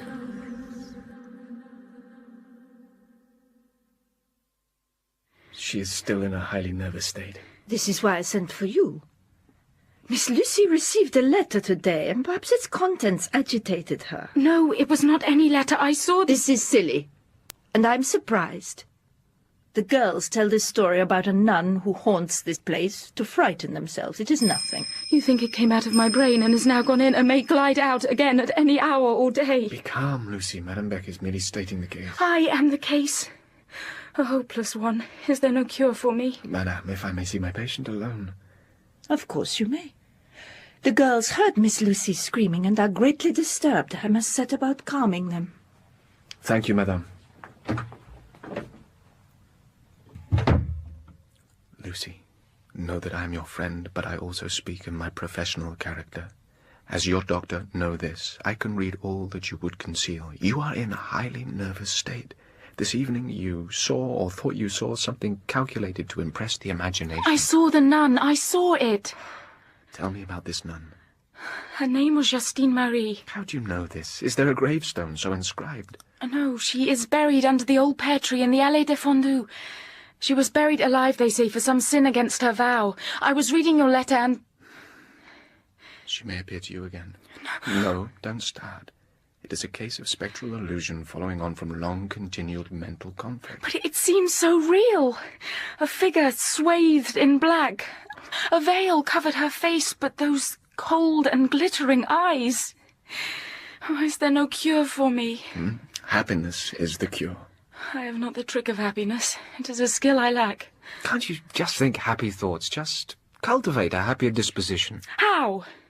Do you cultivate happiness? I am a cheerful fellow, and ill luck does not dog me. Oh, you lost your home once. You lost Bretton. And found it again at La Terrasse. See? Adversity gave me and my mother a brush, but we defied her, laughed at her, and she went by. I do not give way to melancholy. I have seen you subdued by that feeling.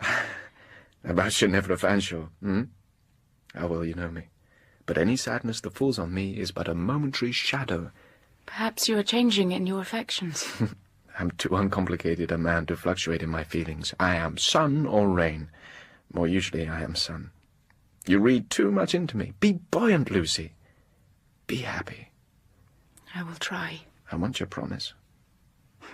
I promise. Good. Lucy, was she a pretty nun?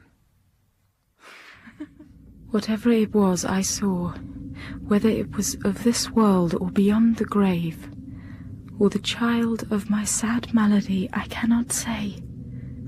Something I saw, but I refused to consider it. A new creed was mine, a belief in happiness. Meet me in the primrose lane, when the moonlight lives above thee. I'll kiss thy rosy face again, and everlasting love thee. Meet me where white clover grows in the... Graham wrote to me 5 more times in the weeks that followed. Dear friend, I have read the Scott you recommend. Stirring stuff, but a depressive cove, I think. I would direct you to happier material, something more regular and discreet. The novels of Miss Austen. Now, Mansfield Park is a particular love of mine, and mother's too. How can you recommend the novels of that complete and most sensible lady?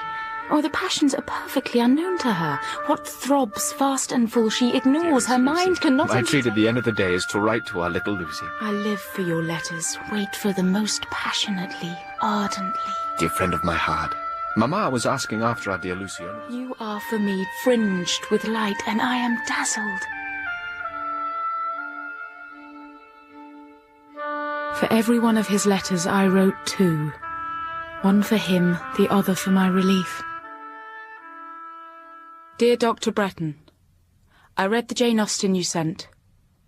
My regards to your mother. I continue to cultivate happiness, as you desired me. Terse, curt, but grateful were the notes I sent him. But the ones I did not send were the ones I wrote and kept about me, where Madame Beck's prying eyes could not spy them out. For still she soundlessly walked the corridors of the pensionnat, invaded my room, rifled neatly through my things, and penetrated the locked casket wherein I kept my Graham's lovely letters. I did not panic. I said nothing. The next day they were returned, and the following day came this curious conversation. There is something remarkable in the English character. How, madame? How? I do not know how, but perhaps in a word, the English have their own notions of love and friendship. They separate the two so neatly. Once an Englishman has made a friend of a lady, he can never love her as a woman, it seems. One thing is certain, all is so respectable between an English man and woman, there is no need to watch them. Yes, madame, we English have no need to be watched over. It is foreign to us to spy on our neighbours. But then there is so much that is foreign to the English, n'est-ce pas? Now, Lucy, Graham tells me we must entertain you and keep you happy. A weary duty, ma'am. Not at all. Spring is here, and all manner of new people come to Villette for the season. And my special surprise, one of them, is the opportunity for you to come with Graham and me to the theatre to hear La Vashti. La Vashti? Oh, that would be a privilege. Oh, she is certainly a great name. It is said the King and Queen of La Basse-Cour will be there. You said you had one more surprise for me. I have ordered you a gown. You cannot always dress in grey or brown. You want colour. See, I have here a sample of the material. It is pink, ma'am. Yes, it is, isn't it? Lucy! Oh, how simple and decent she looks, Mother. Mamma, you see, is in brown velvet. I will be the envy of every man there with the pair of your nails. My twin diadems. Foolish boy. Give Lucy her flowers. Lucy? White violets. Oh, thank you. It's nothing. Shall we go? To the theatre. To hear La Vashti.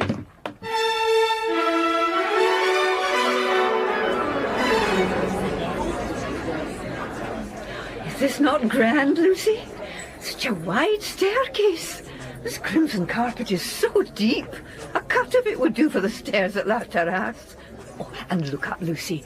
Look at the ceiling. Is that really gold? I believe the auditorium is even more grandly furnished. Graham's eye is not on this fine drapery. There are many fine ladies here, Dr. Graham. I see Miss Ginevra Fanshawe over there with her friends, the Chumleys. No, really, I shall die laughing, truly. My mother has not met Miss Fanshawe. Ginevra does not see you because she is much occupied with her friends. You mean with Colonel de Hamal? His hand is on her arm. How dare he defile her? She does not shrink from his touch, sir. Of whom do you speak? Not that lady, I hope. Your son thinks her a goddess. Does he indeed? He will bring no such goddess to La Terrasse. A mighty doll of wood and wax and kitten satin. A flighty girl she seems to me. Oh, she is sneering at us. A whale in brown velvet. No, son. She is sneering at me. My brown velvet amuses her. I dare say I am not the height of fashion. I see a seat over there. She means nothing to me now. She is neither a goddess, an angel, nor even pure-minded. You exaggerate. Do I? She laughs at me and at my mother. She has her eye on a higher prize than a bourgeois doctor, that I can understand and tolerate. But to insult my mother... It is not, I think, malevolent. Ginevra would laugh at the Queen herself if the mood took her. To a feather-brained girl, nothing is sacred. I have not been in the habit of thinking of her as a feather-brained girl. She was my divinity, the angel of my career. That was your mistake. 3 hours ago, I would gladly have been her slave. She might have scoffed at me, and while wounding me, she would not soon have alienated me.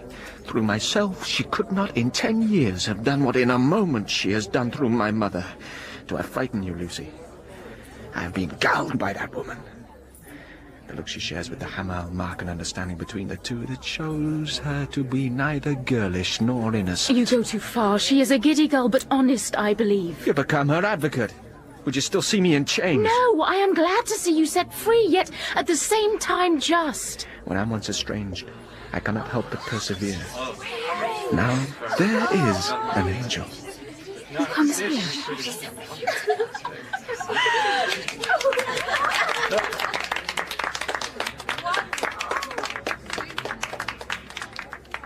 They must be of some standing. The old gentleman seems very noble, and the young girl's gown is very fine. It seems Miss Fanshawe is known to them. Ginevra is bowing to them. Admit it, Ginevra is far prettier than that wee girl. I admit nothing. No, I declare the contrary. Ginevra has the more surface beauty. I cannot deny that. But she seems a well-stuffed and hypocritical beast beside so unaffected a sprite. How glittering and sweet she seems in her white gown, and how the diamonds in her ears catch the sparkle in her eyes. Dazzling. You change in your affections, and so suddenly. What could my Lucy know of love? For such a fairy child as that, I would forego my life. I wish that creature knew as much. I wish someone would go behind and whisper in her ear, and I could have the delight of watching her face colour under the intelligence. Could you do that for me, Lucy? And make me forever grateful? No. No, I could not. How could you ask such a thing of me? Graham! Mother wants me. Excuse me one moment, Lucy. He cannot love profoundly. He cannot. It is his nature. Mademoiselle Lucy. Monsieur Paul. I saw you enter on the arm of that fat Englishman. I know, I saw you watch me and turn away. Always you seem sad, dreamy, submissive, but I know that you are not. It is his company makes you so. Please leave me, monsieur. Oh, you are a cat, a flirt, une sauvage. I know this. It is I who say this to you. There is fire in your soul and a devil in your eye. Your soul burns. It blazes. Yes, monsieur, I have a soul. A soul of fire, and I have the right to have one. Take care I do not burn you. Lucy! Lucy! Yes, Aunt. Who was that man? He seemed very cross with you. Mother believes she knows the angel I pointed out to you, the one over there with the elderly gentleman. Oh, I know them both, but how I cannot say. It will come by and by. Well, shall we go in?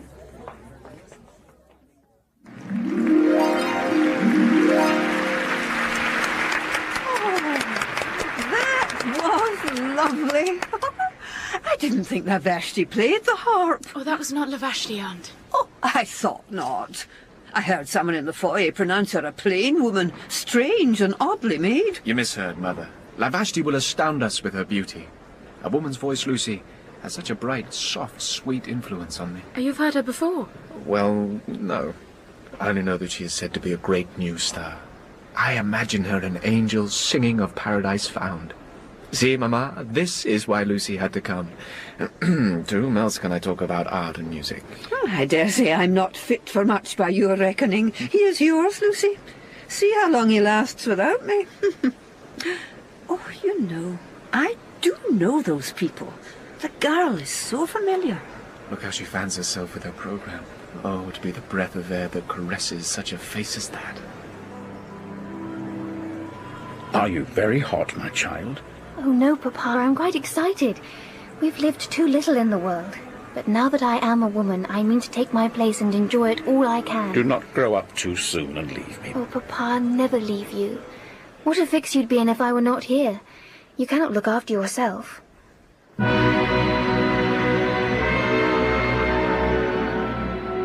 It has come. La Vashti.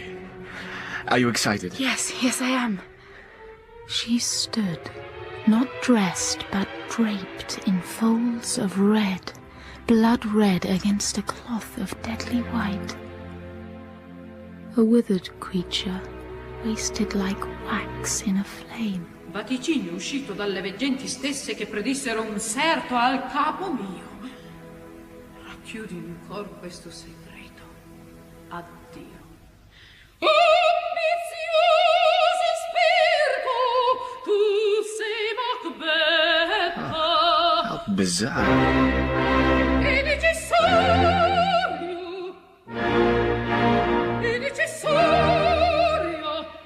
compirsi di me. She really is awful and so rattled looking. This is the voice of the future?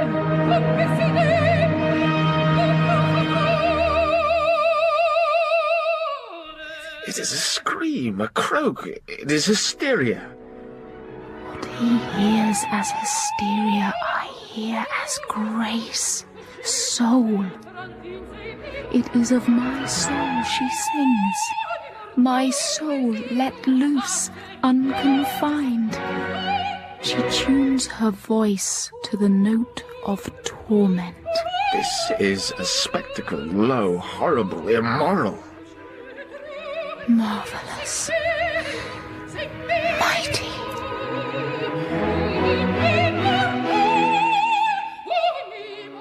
The This was neither woman nor man. Her soul burned, and she was consumed in its flames. I was dazzled. Really, this can't go on. She is not good. She really is not good. I do not like it when a woman parades herself so. It is excessive. Has he no affinity for what belongs to the strong? What is wild, intense, dangerous, sudden? Where is beauty? Where is grace? He judges her as a woman, not an artist. It is a branding judgment.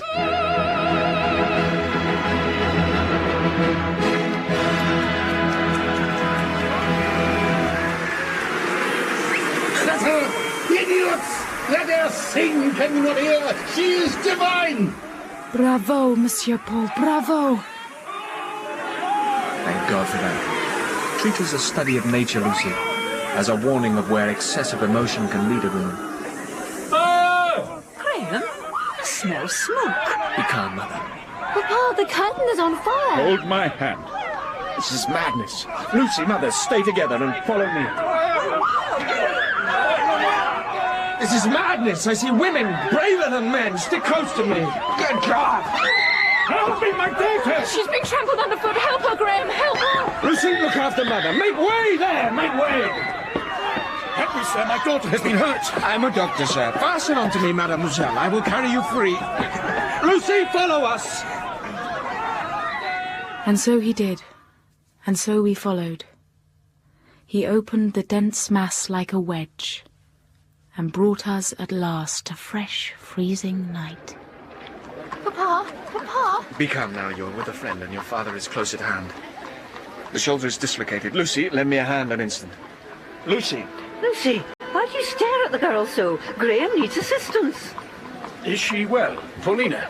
She needs swift attention. I will carry her. She is as light as a child. I am not a child, Papa! My carriage is ready. We stay at the Hotel Crécy. I will attend to her there. Assist my mother into your carriage. I will carry the girl. Lucy! There is not room for me in this carriage. Leave me. I'll walk back to the pensionnat. In this rain? It is nothing. Attend to her. Are you certain? Yes, yes, go with her. Please, go.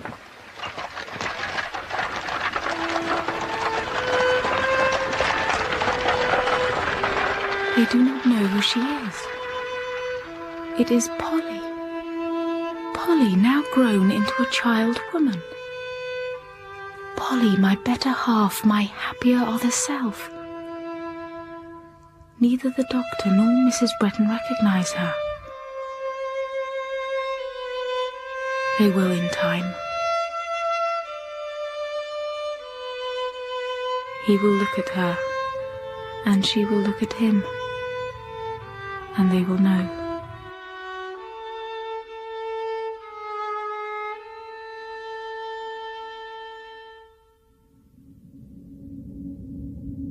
That night I buried all his letters to me. I wrapped them in silk, bound them in twine, packed them into the hollow of the old pear tree, fetched slate and mortar, sealed them tight, and rested, leaning against the tree like any other mourner beside a newly sodded grave. I was burying a grief. It was by the light of the full moon I saw it this time. Out of the dim air it came. My nun. Who are you? What are you? Speak to me. She vanished into the dark. I had again seen my nun. I brought this shawl for you. It is not good to sleep in the open air. Thank you. I scarcely know anyone who needs a friend more absolutely than you. It is well I watch over you. I hope I am worth the watching, monsieur. I saw a ghost tonight. I saw two. Oh, you speak of the nun. Madame Beck told me you had had a vision. I can face such a phantom as that. I saw a girl I knew a long time ago in Bretton. Oh, what do I care for your past? Do you ever think of the future? Of late I find I can and must. Tell me. I would like to advance. I save as much as I can. One day I will take a tenement, 3 or 4 rooms at first. Large, peaceful rooms. I will take in pupils and work my way upwards. My cousine, Madame Beck, started in this way. You see how we talk. We are friends, n'est-ce pas? We are alike. There is affinity. Do you not see it now when you look in my face? Look now, as in a mirror. Look. Monsieur Paul, what is it? Oh, God! It is here again. The nun. You see it too. I am not mad. I cannot be mad. Tell me you see it too. Justine Marie! C'est moi! C'est Paul! Justine Marie! Oh. Elle a disparu. Justine Marie! You know it? No. No. I do not know that. You called it by name. You called out Justine Marie. Who is she? What is she? Why does she haunt you? Why does she visit me? No. The good do not walk the earth in torment. And she was good. What noise is this? Mon cousin, qu'est-ce que c'est? You're upset. Come with me. C'est moi, Modeste. Thank you, Miss Snow. You are up early this morning, I see. But I think the pink gown is too showy for your work. Perhaps you might change. You always look so well in your grey. She led him away, and I was left alone to ponder many things. Was I nervous or mad? How to discipline my mind? But then he had seen it too, and knew it well. We were alike in that we were the same. More would I have learned if it had not been for the sleepless eye of Madame Beck, and more I was to learn.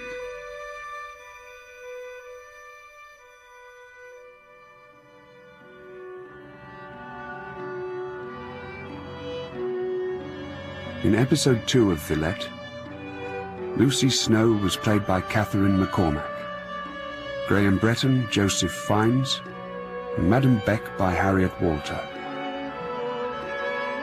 Mimi was played by Elizabeth O'Brien, Yvette, Julie Cox, Fleur, Keira Knightley, Rosette, Joanna Page, and Ginevra Fanshawe, Nancy Carroll. Paul Emanuel was played by James Laurenson, Mrs. Bretton, Sheila Reid, Paulina, Elizabeth Dermot Walsh, and the parts of Père Silas and Bassompierre were played by Paul Jesson. The music was composed and performed by Jamie McCarthy. Charlotte Bronte's Villette was dramatised by James Friel and directed by Catherine Bailey and James Friel.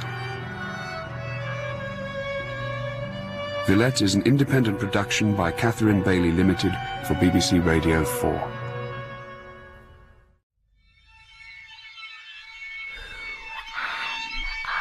Lucy Snowe. Miss Snow. Old crusty. What am I? A troubled child. A worn-out creature. Impossible, woman. Ah, Lucy. Une sauvage. Am I anything at all? Villette by Charlotte Brontë. Dramatised by James Friel. With Catherine McCormack as Lucy Snowe, James Laurenson as Paul Emanuel, Joseph Fiennes as Graham Bretton, and Harriet Walter as Madame Beck. Part 3, Monsieur Paul. Miss Snow, you are recovered from your ordeal? My ordeal? The fire at the theatre, a member of your party was injured, I understand? The young lady has recovered? I do not know. Your friends the Bretton have not thought to inform you? No. They've not wondered if you yourself suffered from the fire? Sometimes, between the best of friends, there falls a silence. You are sad. I can see it in your eyes, your manner. I know you. Tell me you are sad. Then, monsieur, I have the right to be, and I am in no mood for these games of yours. 7 weeks came as bare as 7 sheets of blank paper. No word was written on them, not a visit, not a token. When the news came, it did so in the silken form of Miss Ginevra Fanshawe. I've had a stupid evening. They're stupid people. Stupid! Who? My uncle de Bassompierre has come. Odious man. I hate him. He looks like a bear. Such a dismal evening I had with him. I walked in, looking divine in my green silk, and after a few minutes of conversation, no, seconds, he turned his back and began talking to someone else. You were not the only person there? No. There was Missy, my cousin.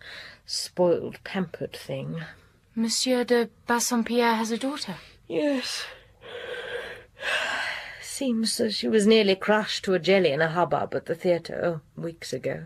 Ah, indeed. They live at the large hotel on the Rue de Crécy. How do you know? I suppose old Mother Bretton told you.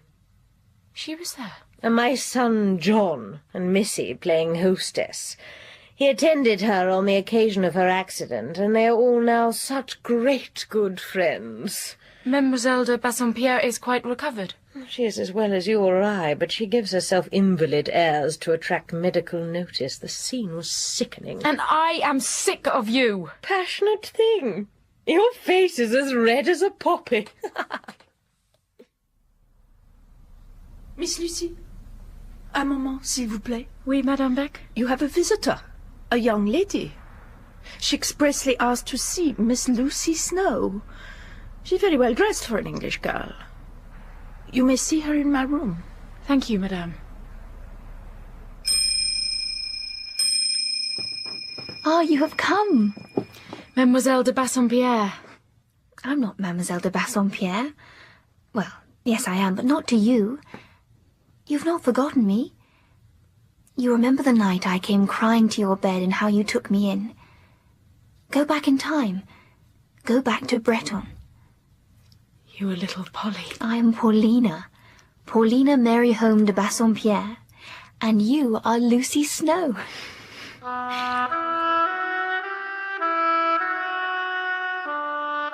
I remember Bretton with minute distinctness. Not only the time, but the days of the times and the hours of the days. You must have forgotten some things. You think I have forgotten who I liked and in what degree I liked them as a child? You used to be excessively fond of Mrs. Bretton. Not excessively fond. I liked and respected her as I do now.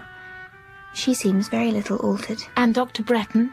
He appeared to you a stranger. In the crash of the theatre, it is true I did not know him. But once I had the leisure to observe the look in his eyes, the carriage of his head, how could I not think of Graham Bretton? You and Graham were once close playmates. You remember that? Well, no doubt he does too. His disposition was to be gay and careless. Is this how you remember him? I remember he was kind on Sundays.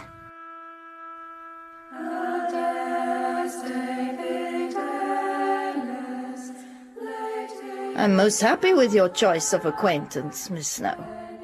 They lend distinction to you, and to this school where you work, and which is all you can call home. Your work has always been admirable, full of zeal and discretion. I think of you as different in kind and in quality from the rest of my female teachers. She did not say why she thought me different in quality and in kind. I did not ask. Madame Beck never did say all that she felt. All that she knows, all she desires, all that she is, she keeps mute. Happy New Year, Mother! Mr. Home, Miss Home, Happy New Year! Oh, Happy New Year, son! Another sip from the Wassail Cup, Monsieur de Bassompierre. Everyone's tasted the Wassail Cup except me. Your lady wishes for a tankard. Is it good? excessively. Is it sweet? Perilously sweet. Let me. Very well, a sip, no more. I will hold it to your lips so that I may regulate your intake. It's anything but sweet. It is bitter poison and takes my breath away. You want more? No, it was only desirable when it was forbidden. Thank you. Mrs. Bretton, I want to get rid of this little girl of mine. Papa? To send her to school. Do you know of any school? Oh, there is Lucy's place, Madame Beck's. Miss Snowe is in a school. I am a teacher, sir. I did not know. You carry yourself so well and with such quiet authority. Then it is an authority I acquired in a classroom, sir. But do you really like being a teacher? Not always. Then why do you go on with it? For the sake of the money I get. Would Madame Beck admit my Polly? I thought I'd finished my education. Then you are mistaken. Am I? You could not live long without me. You would sicken and pine. It was so before you left me in Bretton, and it would be so again. Am I not right, Papa? Papa? She is right. I melt like the snow. I, Lucy Snowe, watched all. When time came to say goodbye, I could not fail to notice how Graham watched the sprite princess, and how she in turn watched him, and how in parting their fingers met and lingered.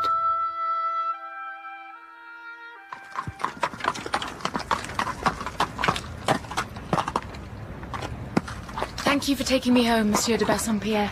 Good night, Paulina. Oh, why must you stay here? It is a gloomy place. You could come and live with us. Papa would give you far more than Madame Beck gives you. Thrice your present salary. Think of it, Lucy.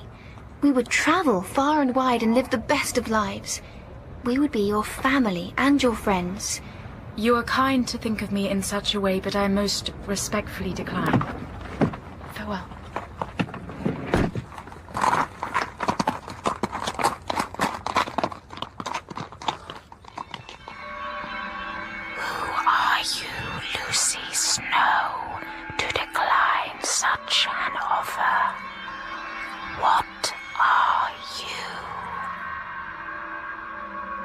I am not a paid companion.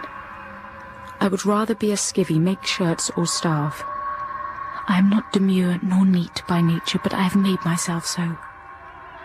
I have a mind, expansive, lurid, apocalyptic, but I will press much that I am. Not out of fear, but out of sense. I am nobody's shadow. Miss Lucy? Madame, you are still awake? I sleep little, if at all. I thought to take one last patrol. As is your way, madame. You enjoyed your evening? I did. The Bassompierres had much to say to you, it seems. I should hate to lose you. Lose me? I have invested much in you. I took you in, and I would not wish others to profit by my foresight. Good night, Miss Lucy. Sleep well. I shall not disturb you. I have my eye on you. Monsieur, must you creep up on me in this way? What has a person devoted to a serious calling, that of education, have to do with friends, engagements, chateau, and princesses? You are altogether all there. You go out 6 days in 7. Monsieur exaggerates. It is true that my life has enjoyed a change. I would advise you study the lives of the saints. They lived quietly and well. They ask no change. I am no saint, nor wish to be one. Oh, dear, that is true, too true. You are reckless, worldly, ambitious. You revel in pride, ambition, self-will, paganism. Pardon me, monsieur, I have no wish to interrupt your stock-taking, but I have an appointment at the Hotel Crécy to see my friends. Pardon, flirt, social chimera. Good night, monsieur. False, glutton, heathen. Take my arm, crusty dearest. Why should I do that? So we enter my uncle's suite together. No. I was merely offering my arm to show you I am not ashamed to be seen with you. How odd that you should travel here next to me in a horse and carriage like a grand lady. The carriage, I believe, was sent for me. These Bassompierres have no style. But it is odd that you and I should be so much on a level, visiting the same sphere, having the same connections. Who are you, Miss Snowe? If you are the nobody I once thought you, you must be a cruel hand. But are you anybody? Yes. I am a rising character. Lucy, come sit by me. The wealth of the Bassompierres is quite a magnet, it would seem. The best of Villette society is here, as well as Miss Genève Le Fanchon. True. They draw attention wherever they go, but yet I believe they are discriminating in their choice of friends. Indeed, they seem sufficient to themselves. The bond between father and daughter is so close. Yes, that's how it strikes me too. You and I often agree. We do? If you had been a boy, we would have been great good friends. Our opinions would melt into each other. We are both observers. The pair of us, we watch the world. Yet we estimate it differently. Let us bring it to the test. What do you say of that pale little lady, Miss de Bassompierre?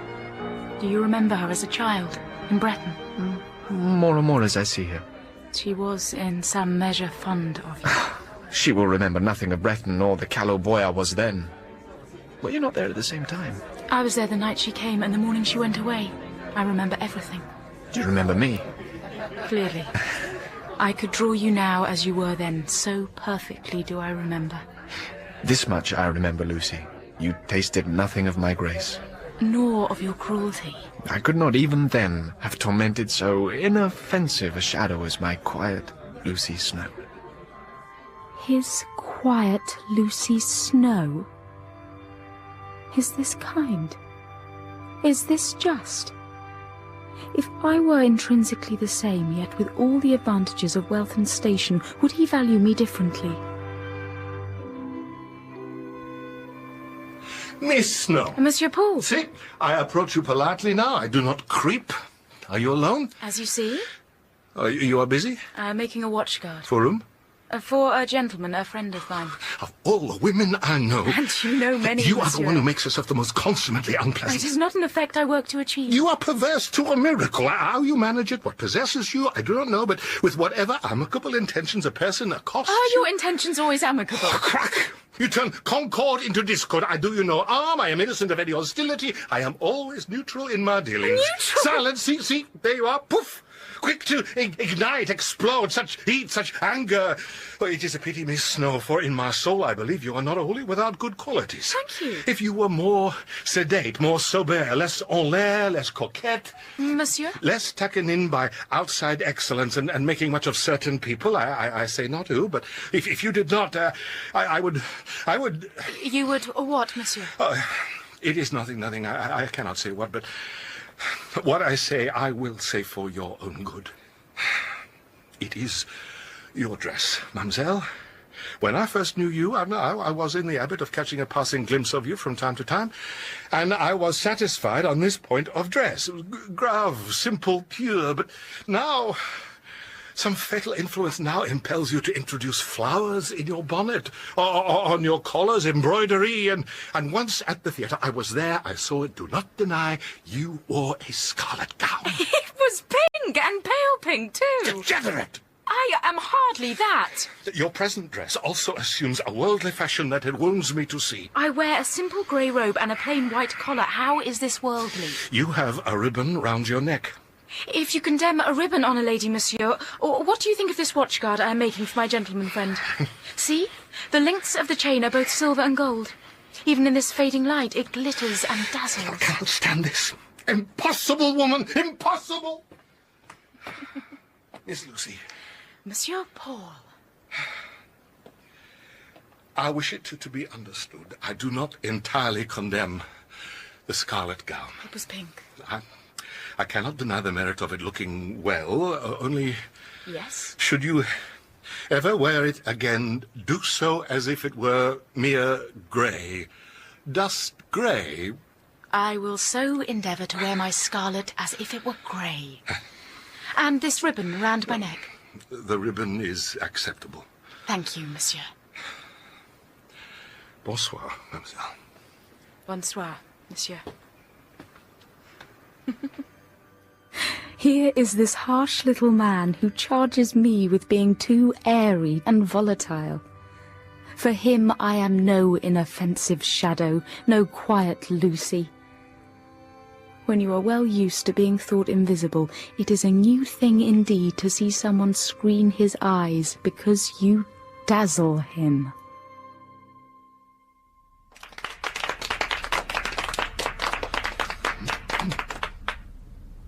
Happy birthday, Monsieur Paul! We love you, Monsieur Paul! Bravo, Monsieur Paul! Merci, mes amis, mes filles, merci beaucoup. Bon anniversaire, mon cousin. Yvette? Oui, madame. Monsieur Paul, on the occasion of your birthday, we, the staff and pupils of the Pensionnat de Madame Beck, have made a collection, and with the proceeds, we would like to present you with these gifts as tokens of our love and esteem. Well done, Yvette. You read that well. It was my turn to read the speech this year. Oh, shut up! Merci. Quelle belle fleur et des livres. Merci mille fois. These presents are from you all? Yes, monsieur. That's not true. Ow! Shh! She means not quite all of us, monsieur, but nearly everybody. Miss Lucy did not make a contribution. What was this? You must make an allowance for Miss Lucy. She's a foreigner and does not know our ways. Perhaps she thought the flowers frivolous. No, I never offer flowers to those I love. Enough of this. It is your birthday, mon cousin. A speech! Yes, a speech! A short one. Very well. On such a day as this, it comes on to me that I have lived in Villette all my life, and I am glad of it. No, I live in a Christian country. Think what it would be to be born elsewhere. To be, for example, English. No, a sickly, craven nation, smoke-filled and wretched. They have neither minds, nor morals, nor personal appearance. Their men are tall and black of art, and their women are thin, slovenly, ignorant, impious, and hypocritical. They have Shakespeare, of course, but Shakespeare, as we know, sounds so much better when translated into French. Enough of this! Vive l'Angleterre! Such a speech disgraces you, monsieur. Ah, mademoiselle, pardon, I forgot you were English. So well are you suited here. Silly man, silly man. Miss Snowe is right.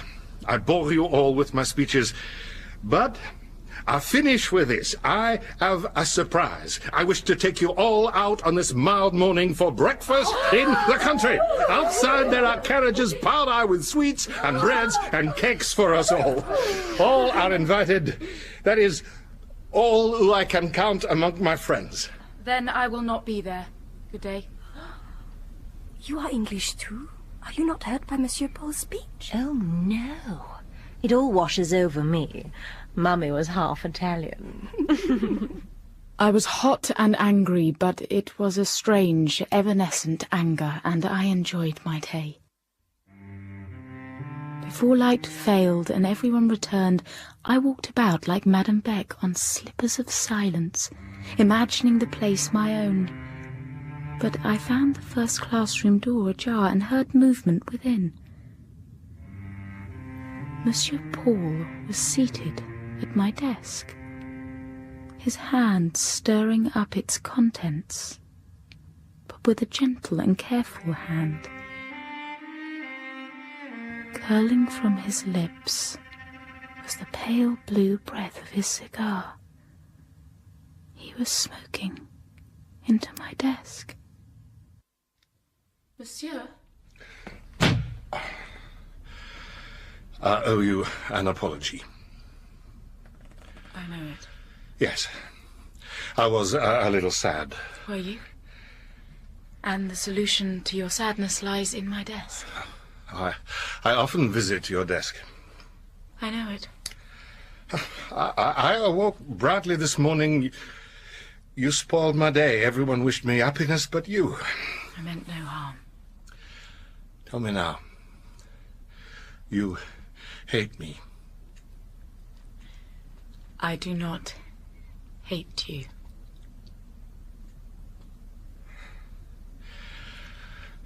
I think you have made a great mistake in life. You are indifferent where you ought to be grateful, and devoted and infatuated where you ought to be as cool as your name. I don't suppose I wish for you to have a passion for me. Do not start at the word passion. I said you are no child. I only say the word. The thing itself is for me dead, is long dead, long buried. It died. Justine Marie. All I say is that you ought to treat me decently. Open my desk again. Yes? See, there, the little box. It lay in my lap this morning. Touch it. Is this for me? For you. Open it. It is the watchguard on which you were working. The same. And you worked on it with the intention that it would be mine? Yes. This purpose continued as you wove it? Yes. Then it is not necessary that I should cut out any portion, saying this part is not mine. It was platted under the idea and for the adornment of another. By no means. The object is mine. The object is yours entirely.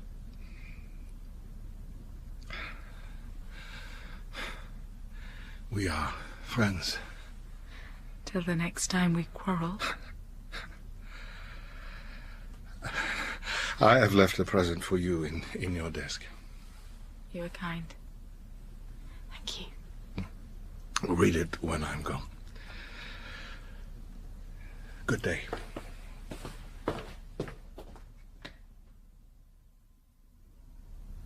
Miss Lucy, you have spent a pleasant day alone.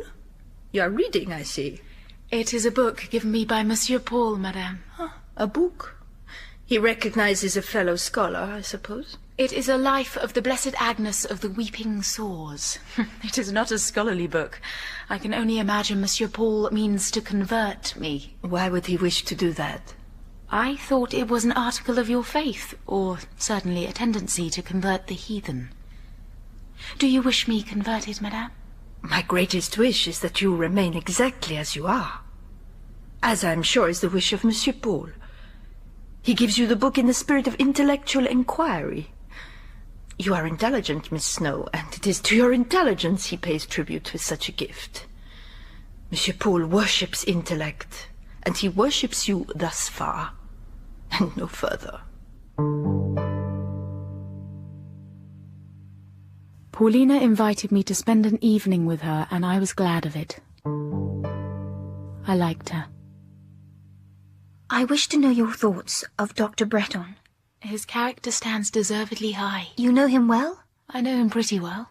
You must think it strange that I take such an interest in Dr. Bretton. I earnestly wish to hear. Graham Bretton has written to me. Indeed. Graham loves me. How did you reply? Briefly, but I did not repulse him.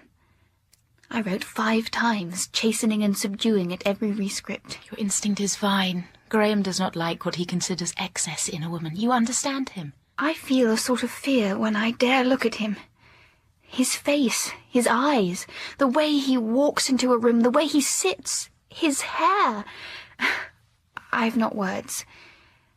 Women are called beautiful, but what then do I call him? Do others see him as I see him? Do you see him? I never see him. I looked on him once or twice about a year ago, and then I closed my eyes. I dread being struck blind. Comment no more on his beauty. I cannot appreciate it as you do. He is yours to gaze on. But how am I to manage Papa? There I am still in pain. Leave the revelation to time, and to fate, which for you will ever be kind. If fate had been less kind, it is my life you would have lived. And without your fortitude. Graham, too, is fortunate. You must be united. Some lives are blessed.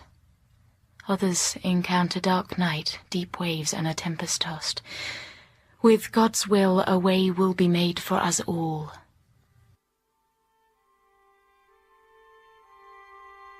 Spring was advancing and the night warm. I wandered in the dark of the Allée Défendue, and pausing before the dead pear tree in which I had buried his letters, I leaned my brow against its knotty trunk. Good night, Dr. John. You are good, you are beautiful, but you are not mine. God bless and good night. Good night, Miss Lucy. You look pale. Are you homesick? I have no home. You have me to watch over you. I felt your gaze on me many times. Long before we came to speaking terms, I left you a note. Pour la robe grise. And violets, white violets. It pleased me that you took them promptly and without prudery. But I am not alone in watching you. Madame Beck. Ma cousine has a talent for watching. I have seen her. You have seen other things. We have both seen that. You know the legend of this house?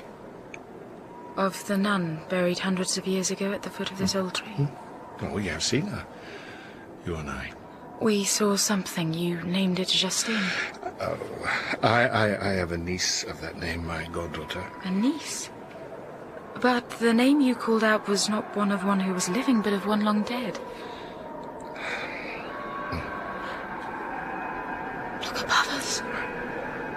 The tree, it moves. It is alive. It is the breeze. No, it is no breeze. Look around. All is still, but the tree shakes. Something is alive in its branches. It is gone. Did you see it? Why do you not speak? That was no ghost we saw. Then what? What was it? Tell me. I mean to make it out. This mystery will be solved. You returned late last night, Miss Lucy, and in some distress. You saw me. I see everything, Miss Snowe, as I think you know. You returned with Monsieur Paul. No, I met him in the garden. So late? Monsieur Paul works long hours. What would I do without him? And without you, Miss Snowe. Tomorrow I have to go into Villette, the old quarter. I have calls to make. Perhaps you might accompany me. It would be pleasant to go out together, like friends.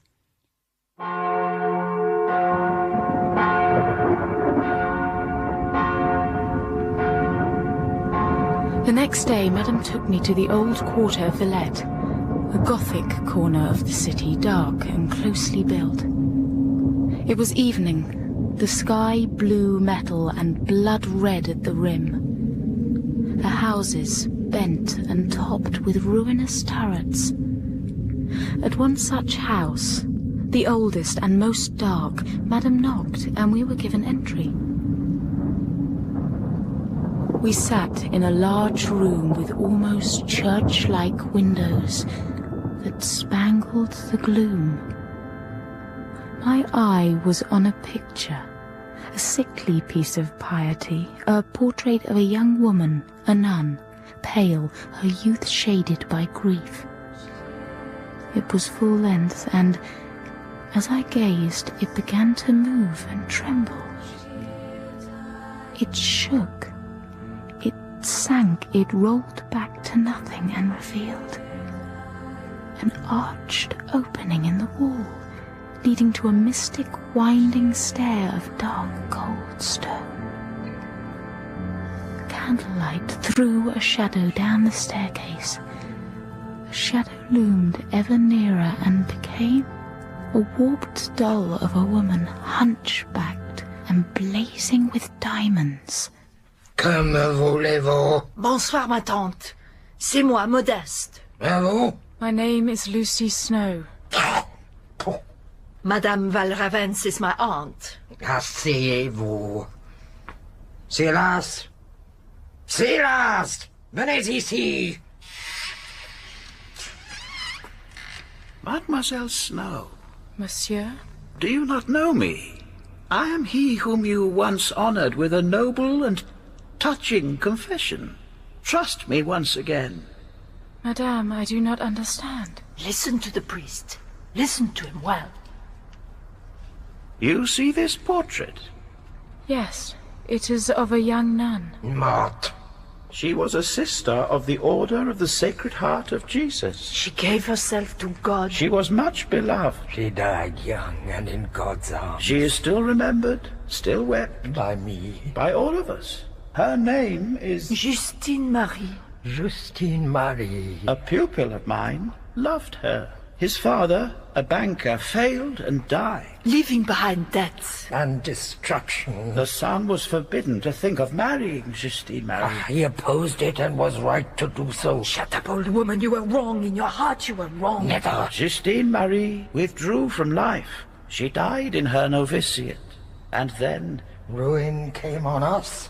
Her father lost everything. We were penniless. He saved us. In the meantime, he had inherited a great sum, an estate in Barbados. Money poured in. He gave it all to us. He bought this house. He keeps Madame Valravens. The very woman who cost him his happiness. I did what was right at the time. I refused him Justine Marie. And I've taken his money ever since. You also, in your time, have fed off him?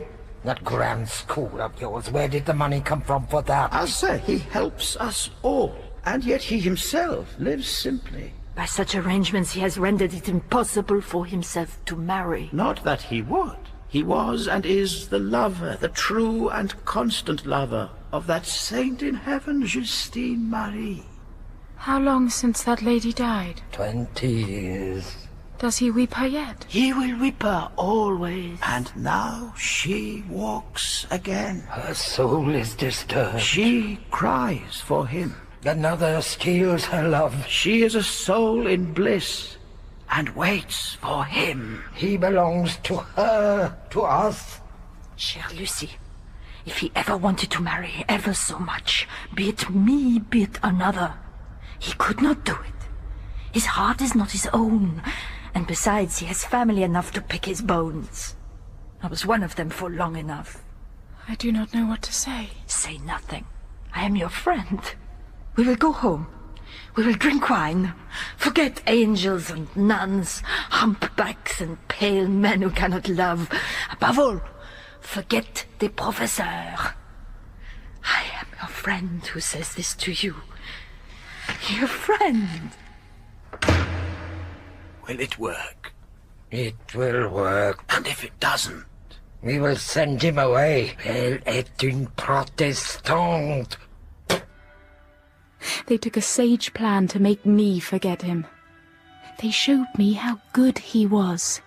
They proved what I now knew beyond doubt, that he was capable of love. Lucie, c'est toi. Oui. You know. I know everything. And you are still here? As you see. Look at me. Raise your eyes. Rest them on mine. Knowing me now so thoroughly, can we still be friends? If Monsieur wants a friend in me, I shall be glad to have a friend in him. I mean, a close friend, intimate and real. Here, my hand in answer. If I were to go away for 2 or 3 years, would you welcome me on my return? How would I live in the interval? Would you wait for me? I have waited for you all my life. Be ready, Lucie. Be ready.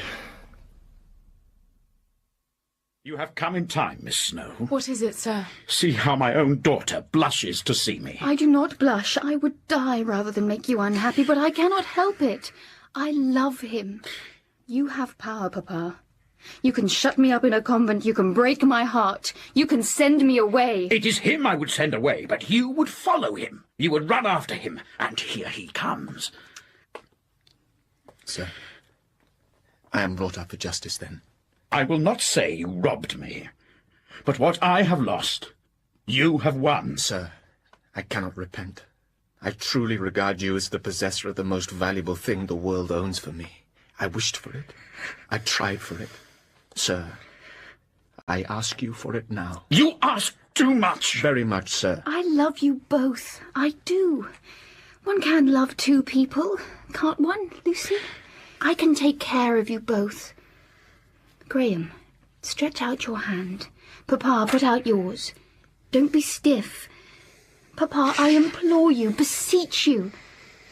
Papa, that is not a clasp. That is a grip. You hurt him. You crush Graham's hands to the bone. Let go. Let go. His hand bleeds. Take her. Take her away. And may God deal with you as you deal with her. Graham, are you hurt? It's nothing. His ring pressed too hard and cut my flesh. It's nothing. I have lost him. No. Will he relent in time, Lucy? In time, Graham. Your star is fortunate. I congratulate you both. You were made for happiness, the pair of you. You are excellent, Lucy. We both think so. Think of me as little as you can. I have a life apart from yours. Ours is the beautiful life. Or it will be. Share it with us. I will share no man's or woman's life in this world, not as you understand it. I think I have one friend of my own, but I am not sure. Until I am sure, I will be solitary. But solitude is sadness. Yes, but life has worse than that. Deeper than melancholy lies heartbreak. Monsieur Paul, Monsieur Paul will not be taking you for this lesson this morning, or any morning for the foreseeable future. What is wrong, madame? Is Monsieur Paul ill? Miss Lucy, do you know? No, I don't. Do not concern yourself. Monsieur Paul is quite well, but family business has forced him to take a long journey. A sudden and urgent summons from the West Indies, where his family have an estate, means he must leave at once. He regrets he is unable to say goodbye to you. Miss Lucy, will you take the class? Merci.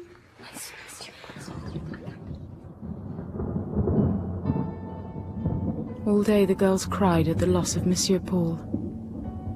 I could not do with their tears. I could not bear them. I cannot say how I spent that blank and burning day. I remember it perfectly, but cannot describe its passage. I have not the words. Then? Excuse me, Miss Lucy, there is a note arrived for you. It was not my intention to take leave of you without a goodbye. Ere I sail, I must see you and speak with you at length. My moments are numbered, and I have private business which I will not share nor communicate even to you. Be ready. Paul. Be ready? Or when he is to go on the morrow? The hot day burned away. The crimson of its close perished. I was left among the blue, cool shades, over the pale and ashen gleams of night. Prayers were over. My inmates were all retired, yet I remained awake, moving blindly back and forth among the benches and the desks until, at last, I wept. I kept my tears sealed, my sobs chained no longer. They heaved my heart. Soon after 11 o'clock, a lamp's flame invaded the moonlight. Miss Lucy? Miss Lucy, let me persuade you to calm. Let me lead you to your chamber. No, neither you nor another shall persuade or lead me. Come, he is gone. Come, sleep, Miss Lucy, and tomorrow we will work, hand in hand. Remember, I am your friend. Take your hand off me. In your hand there is both chill and poison. You envelop and paralyze. And what have I done, Miss Lucy? You must not marry Paul. He cannot marry. I say this as your friend. Dog in the manger. You are no friend of mine. You are my rival. Between us there can be no love. There is no friendship. You are my rival. You want him and you cannot have him. You are content with that as long as no one else can have him. I know this. You are heartless and ignoble. I know this. I am your rival. I am rival heart and soul. If I cannot persuade you to rest, I must reluctantly leave you. Good night, Miss Snow. Why do you not come? I am ready. Krusty? Krusty, it's me, Ginevra. Ginevra Fanshawe, you should be abed. And so should you, old woman. You are in a bad way, aren't you? And who are you to know my business? Me? I'm nobody. You're so pale, like a ghost. Madame says you are to drink this. What is this? Some wicked potion, no doubt. It will soothe you. I will go up and make sure your bed is warm. Go on. Drink it. What harm, eh? What harm, eh? What harm, eh? A sedative had been administered. A strong opiate. I was to be held quiet for one night so that if he were to come, I would not be ready. But its results were not as intended. Instead of stupor came excitement. I became alive to new thought, to reverie peculiar in colouring. I stole from the pensionnat into velvet night, into dew, coolness, glory.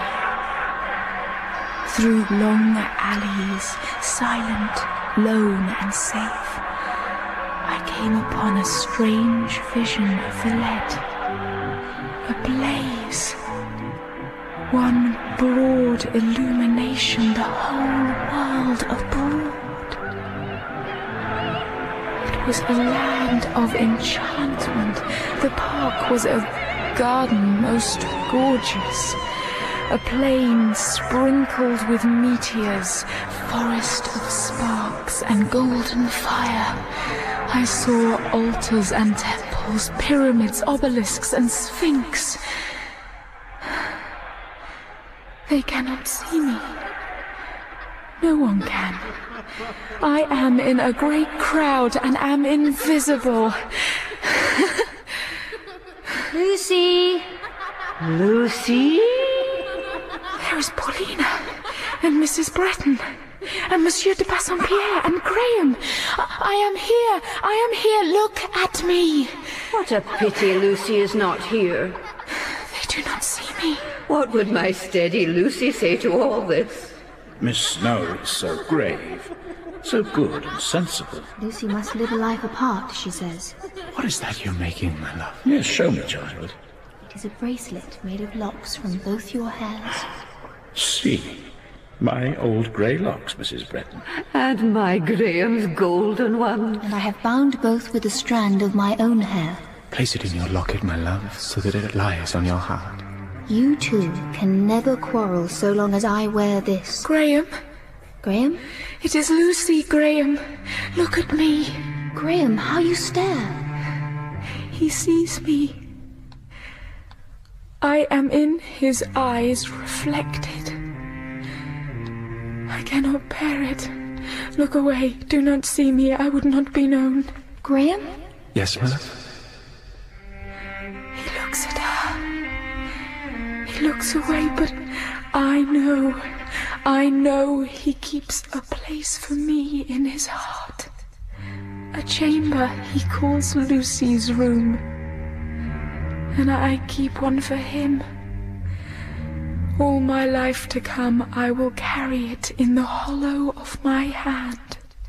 Yet, released from that hold, it would expand and magnify into a very tabernacle for a host. Graham. Graham.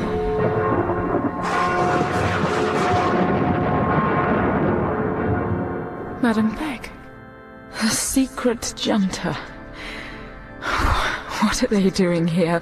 What plans have they? He'll be gone by morning. To Guadeloupe. She will not harm him there. Nor us. We can only profit by our plans. He will prosper there. We will prosper here. Yes, we will prosper. We have lived off him like old fungi for so long. The estates there are in a bad way. He will have to work hard and long. He will be away years. He may even die. And if he does, who will be his heir? His niece and goddaughter. Justine Marie. In 2 or 3 years he may return. And live for himself. Seek out the heretic and marry her. Never. He belongs to us. And Justine Marie. She is dead. I mean his niece. The living image. Of his dead love. Justine Marie. Justine Marie. Thus must it be. Krusty! Krusty, it's me! I am running away with your hammer. We are eloping. Isn't it fun? See my ring? Doesn't it dazzle? Doesn't it dazzle you? The door to the pensionnat was flung open, and I left it so. I came slowly, quietly to the dormitory and reached my bed. All was still, yet the air was alive. All slept. On 19 beds lay 19 forms. On mine, the 20th bed, nothing ought to have lain. What was it, then, I saw between the half-drawn curtains?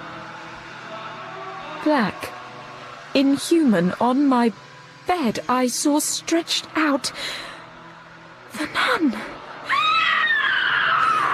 No more of this, no more. I set on the phantom, I tore her up, I held her on high, I shook her loose, and down she fell. I trod on her, and wild screams filled the air.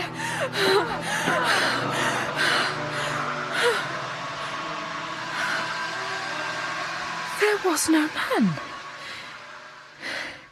It was but a long bolster, dressed in black and invested with a veil. I had been deceived. Miss Lucy, what is it? It is nothing. You frighten us, Miss Lucy. There was an opening to it. Pass it to me. The nun bequeaths to Lucy Snowe her habit. She will be seen no more in the pensionnat de Madame Beck. What does it mean? Ginevra is not in her bed. She's gone. Gone? She has eloped. It was de Halmal who wore the nun's habit. It's how he gained entry to the house at night. If caught, he would pretend to be the ghost. Ginevra told me all. They are gone to Paris to be married. Isn't it romantic? Oh! What is it, Mimi? Behind you, mademoiselle, behind you. Lucy, I have waited for you. You have walked all night. The dew is on your gown. Oh, Monsieur Paul, we thought you would leave us without saying goodbye. I would not do that, mes filles. Return to your beds. I must speak to Miss Lucy alone. Paul, I thought I was forgotten. It kills to be forgotten. I did not forget. You have been at the very forefront of my mind. I waited here all last night to tell you, so I am here now. Take my hand. Oh, your face is so pale, so cold. Your lips... Let me... Madame... What are you doing here? You should not be in this place. You have a long journey ahead of you. Leave me, Madame. I wish to speak to Lucy alone. No, Paul, I cannot allow it. I will not. Come with me. It is best. Come to my room. I have yet a great deal to say to you. I will call on Père Silas. You have right to receive his blessing for your journey. No, I must... You must come with me. Come. That is it. Take my hand. We are friends, you and I. That's it. Come with me, cher ami. We will go together to my room. No! Lucy! My heart will break! Leave her! She's unwell, you know this, Paul. Here is my hand. Take hold of it. Leave me alone. She's Protestant. She will burn in hell. Think of me, Paul. I am your friend. Think of Justine Marie, your friends. Don't be a fool. Be gentle, be pitying. I'm in love. My heart is pained. It must have solace. Then read these. My letters. Letters. She wrote to another man. Letters she wrote but never sent. Obscene, mad scribbling she buried deep, but I saw her. I dug them out. Read them! No!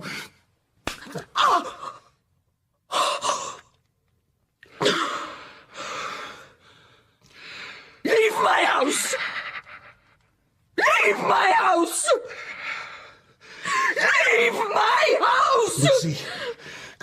Yes. Come with me. I will go with you.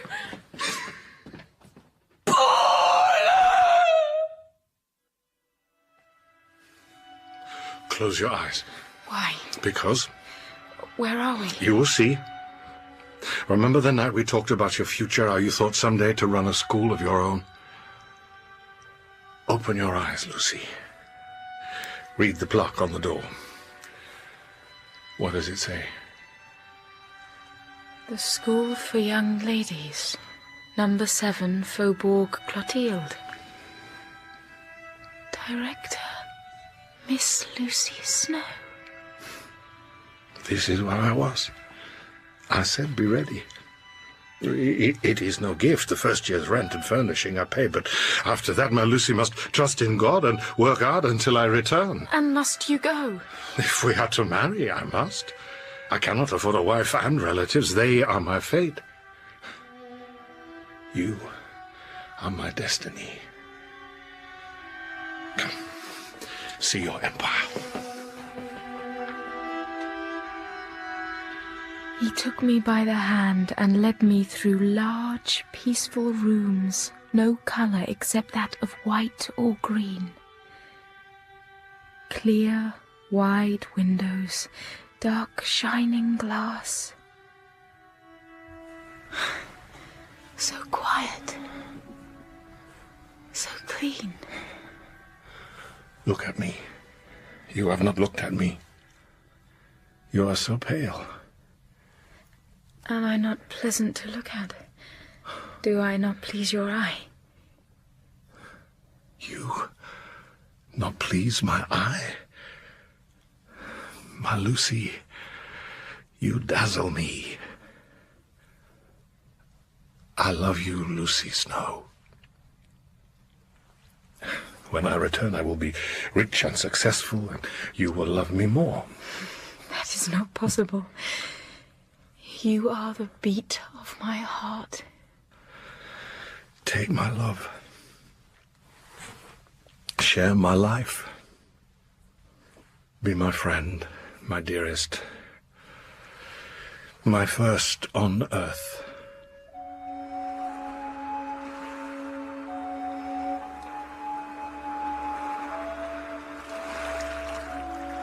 We parted next day.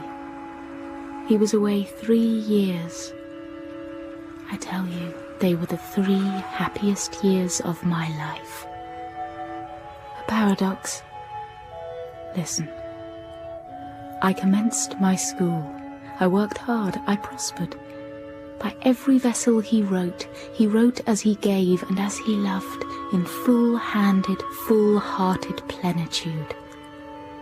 He loved me, was faithful, thoughtful, tender and true. And now these 3 years are past. He is coming home. It is autumn, and he will be here ere the mists of November come. I thought I loved him when he went away. I love him now in another degree. He is more my own. The days shorten. The sun dies in the sky. The wind rises and autumn moans between the leafless branches of the trees. He is coming. The skies hang full and dark. The heavens battle, the storm roars. It will not cease until the very ocean is strewn with wrecks. 1,000 voices weep on the waiting shores.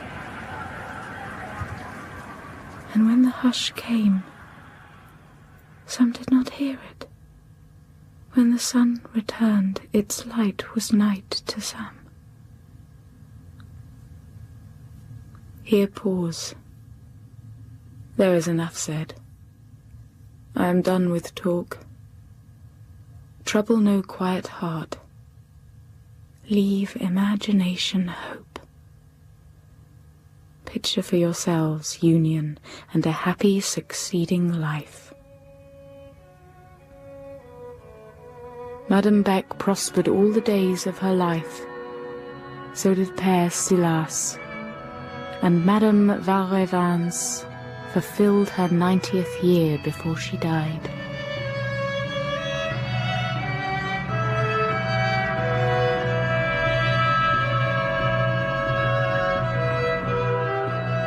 In episode 3 of Villette, Lucy Snowe was played by Catherine McCormack, Mrs. Bretton, Sheila Reid, Madame Beck, Harriet Walter, Ginevra Fanshawe, Nancy Carroll, and Madame Valrevens by Mary Wimbush. Graham Bretton was played by Joseph Fiennes, Paul Emanuel, James Laurenson, Paulina, Elizabeth Dermot Walsh, and the parts of Père Silas and Bassompierre were played by Paul Jesson. Rosette was played by Joanna Page, Mimi, Elizabeth O'Brien, Yvette, Julie Cox, and Fleur, Keira Knightley. The music was composed and performed by Jamie McCarthy. Charlotte Bronte's Villette was dramatized by James Friel and directed by Catherine Bailey and James Friel. Villette is an independent production by Catherine Bailey Limited for BBC Radio 4.